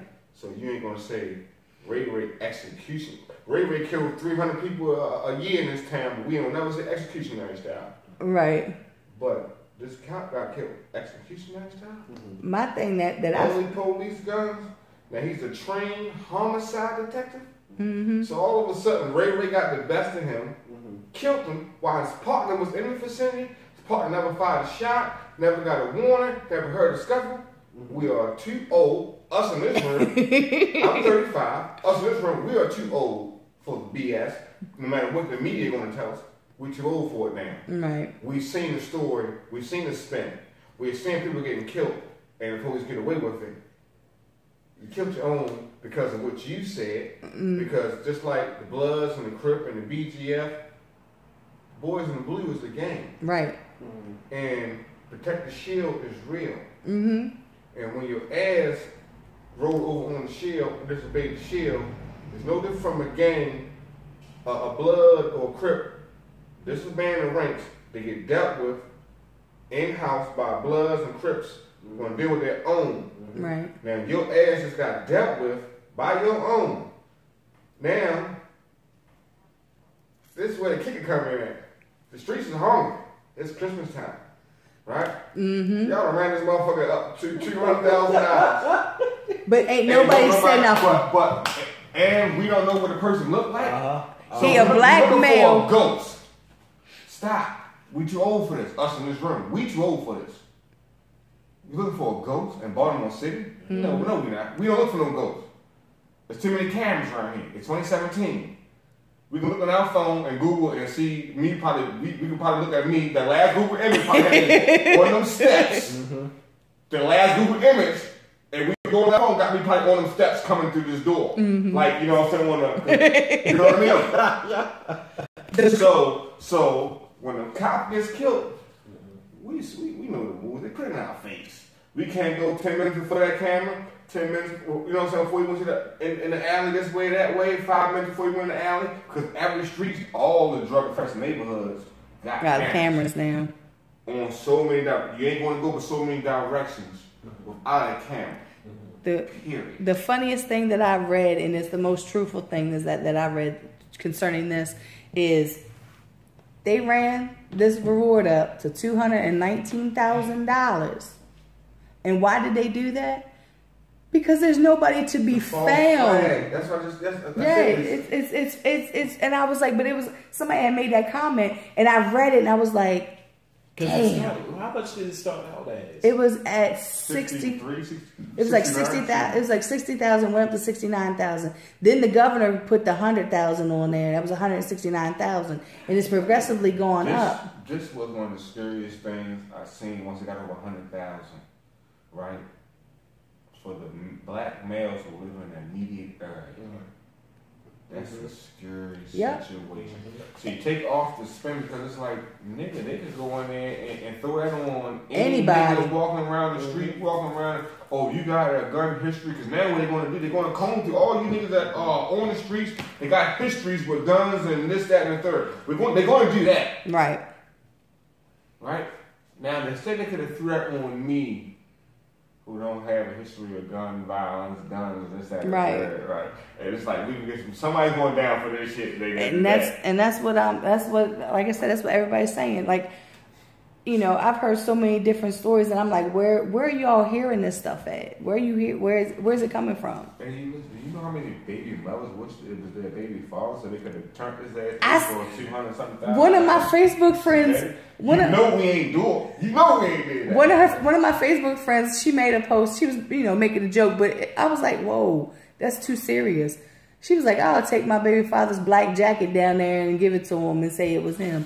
I was like, yo, that's crazy. And until it's revolution and until it's do or die time, we ain't killing no cops like that. Until we know like we either want to die today or not. That's not what we did. See, some things is just not what we did. Right. And killing cops, it's not what we did. Nah. And you're gonna say, actually, it's all of it. You gotta be careful now with the media, and you gotta watch the media now. It's very telling that execution. We know that we have a ceasefire because of the killing here. There's never no execution style killing. And the only time a police officer get killed is only police ammunition on the ground. With a partner. So you mean to tell me? So now, okay. They're gonna have to find some DNA and put it somewhere because you're gonna have to say a scuffle. I did see where they thought and someone else had to happen for the partner not to. I did see when they made the statement about the officer's gun was fired, so the perpetrator may be injured. Did they find any blood there besides the officer's blood? Like that was never like. There's too much stuff. Like it's they're giving it to us bit by bit. The only story I heard again was he went to the person's house. He went. I guess they was doing the block, and he goes to the house, and when he opened up the door, when the person opened up the door, they shot him. That's the one story. The other story was the original story that I heard. The person was walking around and he looked suspicious. See, and that's what I heard too. But I heard that they were walking. They were in the neighborhood. They were doing they were investigating another homicide, and that they seen some suspicious males. And when they approached, that's when it happened. So, like I said, there's so many different things going on, and like I said, that's why I don't like watching the news, because they're only going to give you bits and pieces. Some of these news outlets are going to give you news that's going to incite ignorance. They're going to incite racism. They're going to incite. They're going for that. You know, that way you can click on here. I had a friend of mine who lives in Pennsylvania send me this story that popped up, I guess, on her Facebook or whatever, and it was the Channel 11 news story from here, but it was on a different website. But it was one of the women that when them kids were down beating people up and everything, it was the woman that got beat up with the kids that was using board like 2x4s or whatever, and it says she's the fourth white woman to be attacked. And what color was the kids? Black. I said, well, they didn't. I said they don't say nothing in that story about the black boys that was down there that got beat up, and the one almost lost his eyeball. He was black teenager. They didn't say about the black female that was she was beat up, and I think her hand was messed up. They're not talking about, you know, they're not talking about the even the Asian lady right down here on Guilford Avenue who was carjacked and attacked. That was an Asian lady. Hold up though. What about the? Let's go back to the cop situation. I don't watch the news, right? So when I found out through the Facebook feed, right? I'm like, damn, a cop got killed, and my homeboy girl come home from work. She like, they got this, that, and third blocked off. All this crazy. Yeah, it's all blocked. So people get down to now. So now the people getting on work and the traffic is getting backed up, and this, that, and third, right? That's what I'm seeing. Naturally, I said, damn, I know they didn't kill no motherfucking white cop out here, right? Right. So 2 days, I'm not watching the news. 2 days later, I found out it's a black cop. Right. Hold up. When you found out was it a black cop, did it change your perception on the event? Did it change your perception on the whole event when you found out was it a white cop versus a black cop? When I found out it was a black cop, I was like, damn. So you felt the kind of way like, damn. Yeah. I did not change my perspective on it. I'm not gonna lie to you. I'm keeping 100. My first take on it was very ignorant, and it was Donald Trump-esque because it was he knew what he signed up for. See, and that's hold up. Yep. That was my first take. Not, and this is me thinking it was a white man. Guy just got killed. So when I found out it was a black man, guess what? My take never even changed. It didn't change. It was one up on the board, like, because you're a part of something that no matter if you were right or wrong that day, y'all gonna lie on Ray Ray. Whether y'all right or wrong that day. Ray Ray asked to die or go to jail, innocent, whether, you know what I'm saying? Because y'all would do that.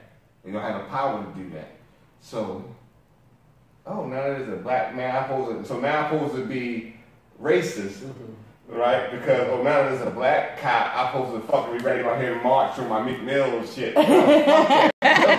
No, nigga, you still knew what you signed up for. And, by the way, you caught up in this corrupt shit with the rest of them motherfuckers, but your hand was as dirty as the rest of them because you ran it. So your hands is dirty.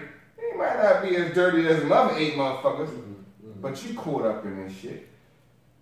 I didn't have my remorse. I didn't feel it. It didn't go there because you was black. No. I had Donald Trump in me. It was, you know what you signed up for. And then because you playing the game, like I told people, I said, this is Baltimore City. You're not going to catch dirty criminals in the dirty underworld of this town being clean. These cops have to get dirty. Because they're playing a dirty game that's really way above their life. The life ain't worth the paycheck. Because the war is phony. The cops they're not going out of the country. The drug dealers don't have passports. They can barely leave the state.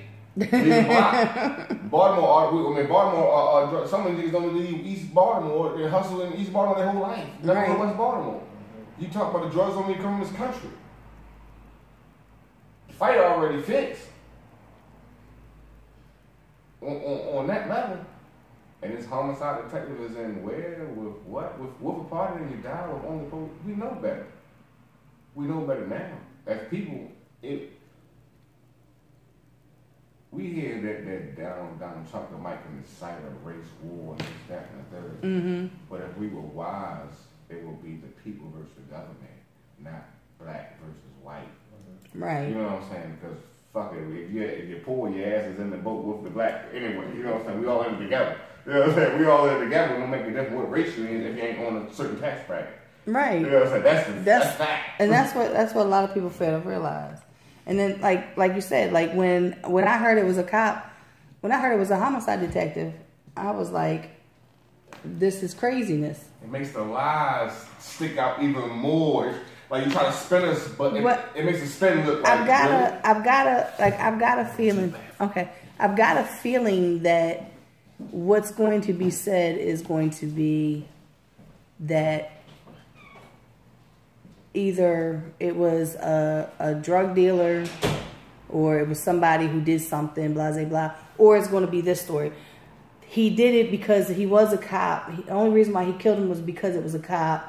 And all the cops just got let go, the whole Freddie Gray thing, because they just had 2 of them and they found them administratively cleared. Like they had no charges brought against them. They cleared them of those charges. The Goodson and and Rice. They sign just of cleared. the time, So mental illness. Sign of the time. True. That could be enough. That could be enough. So don't be surprised if you find someone with a what? Mental illness that shot this cop. Because there's no one, you can't put it on a drug deal. That's what I'm saying. We know better. Mm-hmm. And my thing is to shoot him in the head. Like, the only person that I know of my friends that have been killed that was shot in the head execution style was Rob. And that was because of a gang thing. And was the cop gun left at the scene? What, the officer that was shot? Was the cop's gun still at the scene? Was it? I don't even know. Because they're saying that the only thing were shadow cases were police guns. Right. Right? And it was only one gun. Right? He was shot with his own. Well, how was he shot with his own gun if there was no scuffle? Like I said, the stories are all changed. Like I said, that's why I say I just sit back and I see everybody talking about it online. And I'm like, okay, where are y'all getting all this information from? Where are you getting all, is this something that because the police but they ain't putting up so much. Yeah, and the news people are only putting up so much. So I'm just like, I'm like, where are you getting this up? The same as the police is putting out pretty much. So, who said that he was part of? He ratted out those 8. Who said that? Where did that come from? Did that come from? That is wildly out there right now. Yeah, that's why I said, who put that out there? He was, his partner didn't fire a shot. Where did that come from? Well, all I know, it would make perfectly good sense that his ass got killed, and we wonder why if he ratted out the 8 other cops, because that's gang shit right there. Right. The police are a gang. Right. I just because a story just popped up on my news feed earlier when I was at the house about a Philadelphia cop has just been charged for threatening a Baltimore city cop's kids because they were in cahoots with stealing drugs and selling drugs and all this stuff. They were in cahoots, and I think it was one of the officers that's gotten all that trouble. But the Philly officer made threats against the kids, to like kind of keep him quiet. Somehow all this shit came out. I was reading that story. I was like, is this shit even real? Like, this shit sounds like it's something from a movie. I mean, all I would say when it comes to those things like that, depending on what website or what link go to the official news station of that town, right, and see if it's something like that. Like I don't follow mainstream media anymore. Because I know there's a spin on it. If you watch, what is it, Fox News? Fox News is I'll be like, I've seen different clips, and I'll be like, that's why I don't even try to watch the news. Is my phone trying to die again? Like, I'm trying to figure this out. Like, I don't watch the news because, like I said, I was telling Digga earlier, I don't watch the news because like every time I watch it, it's like something just, it just died. It's just something that, and it was plugged in. Huh?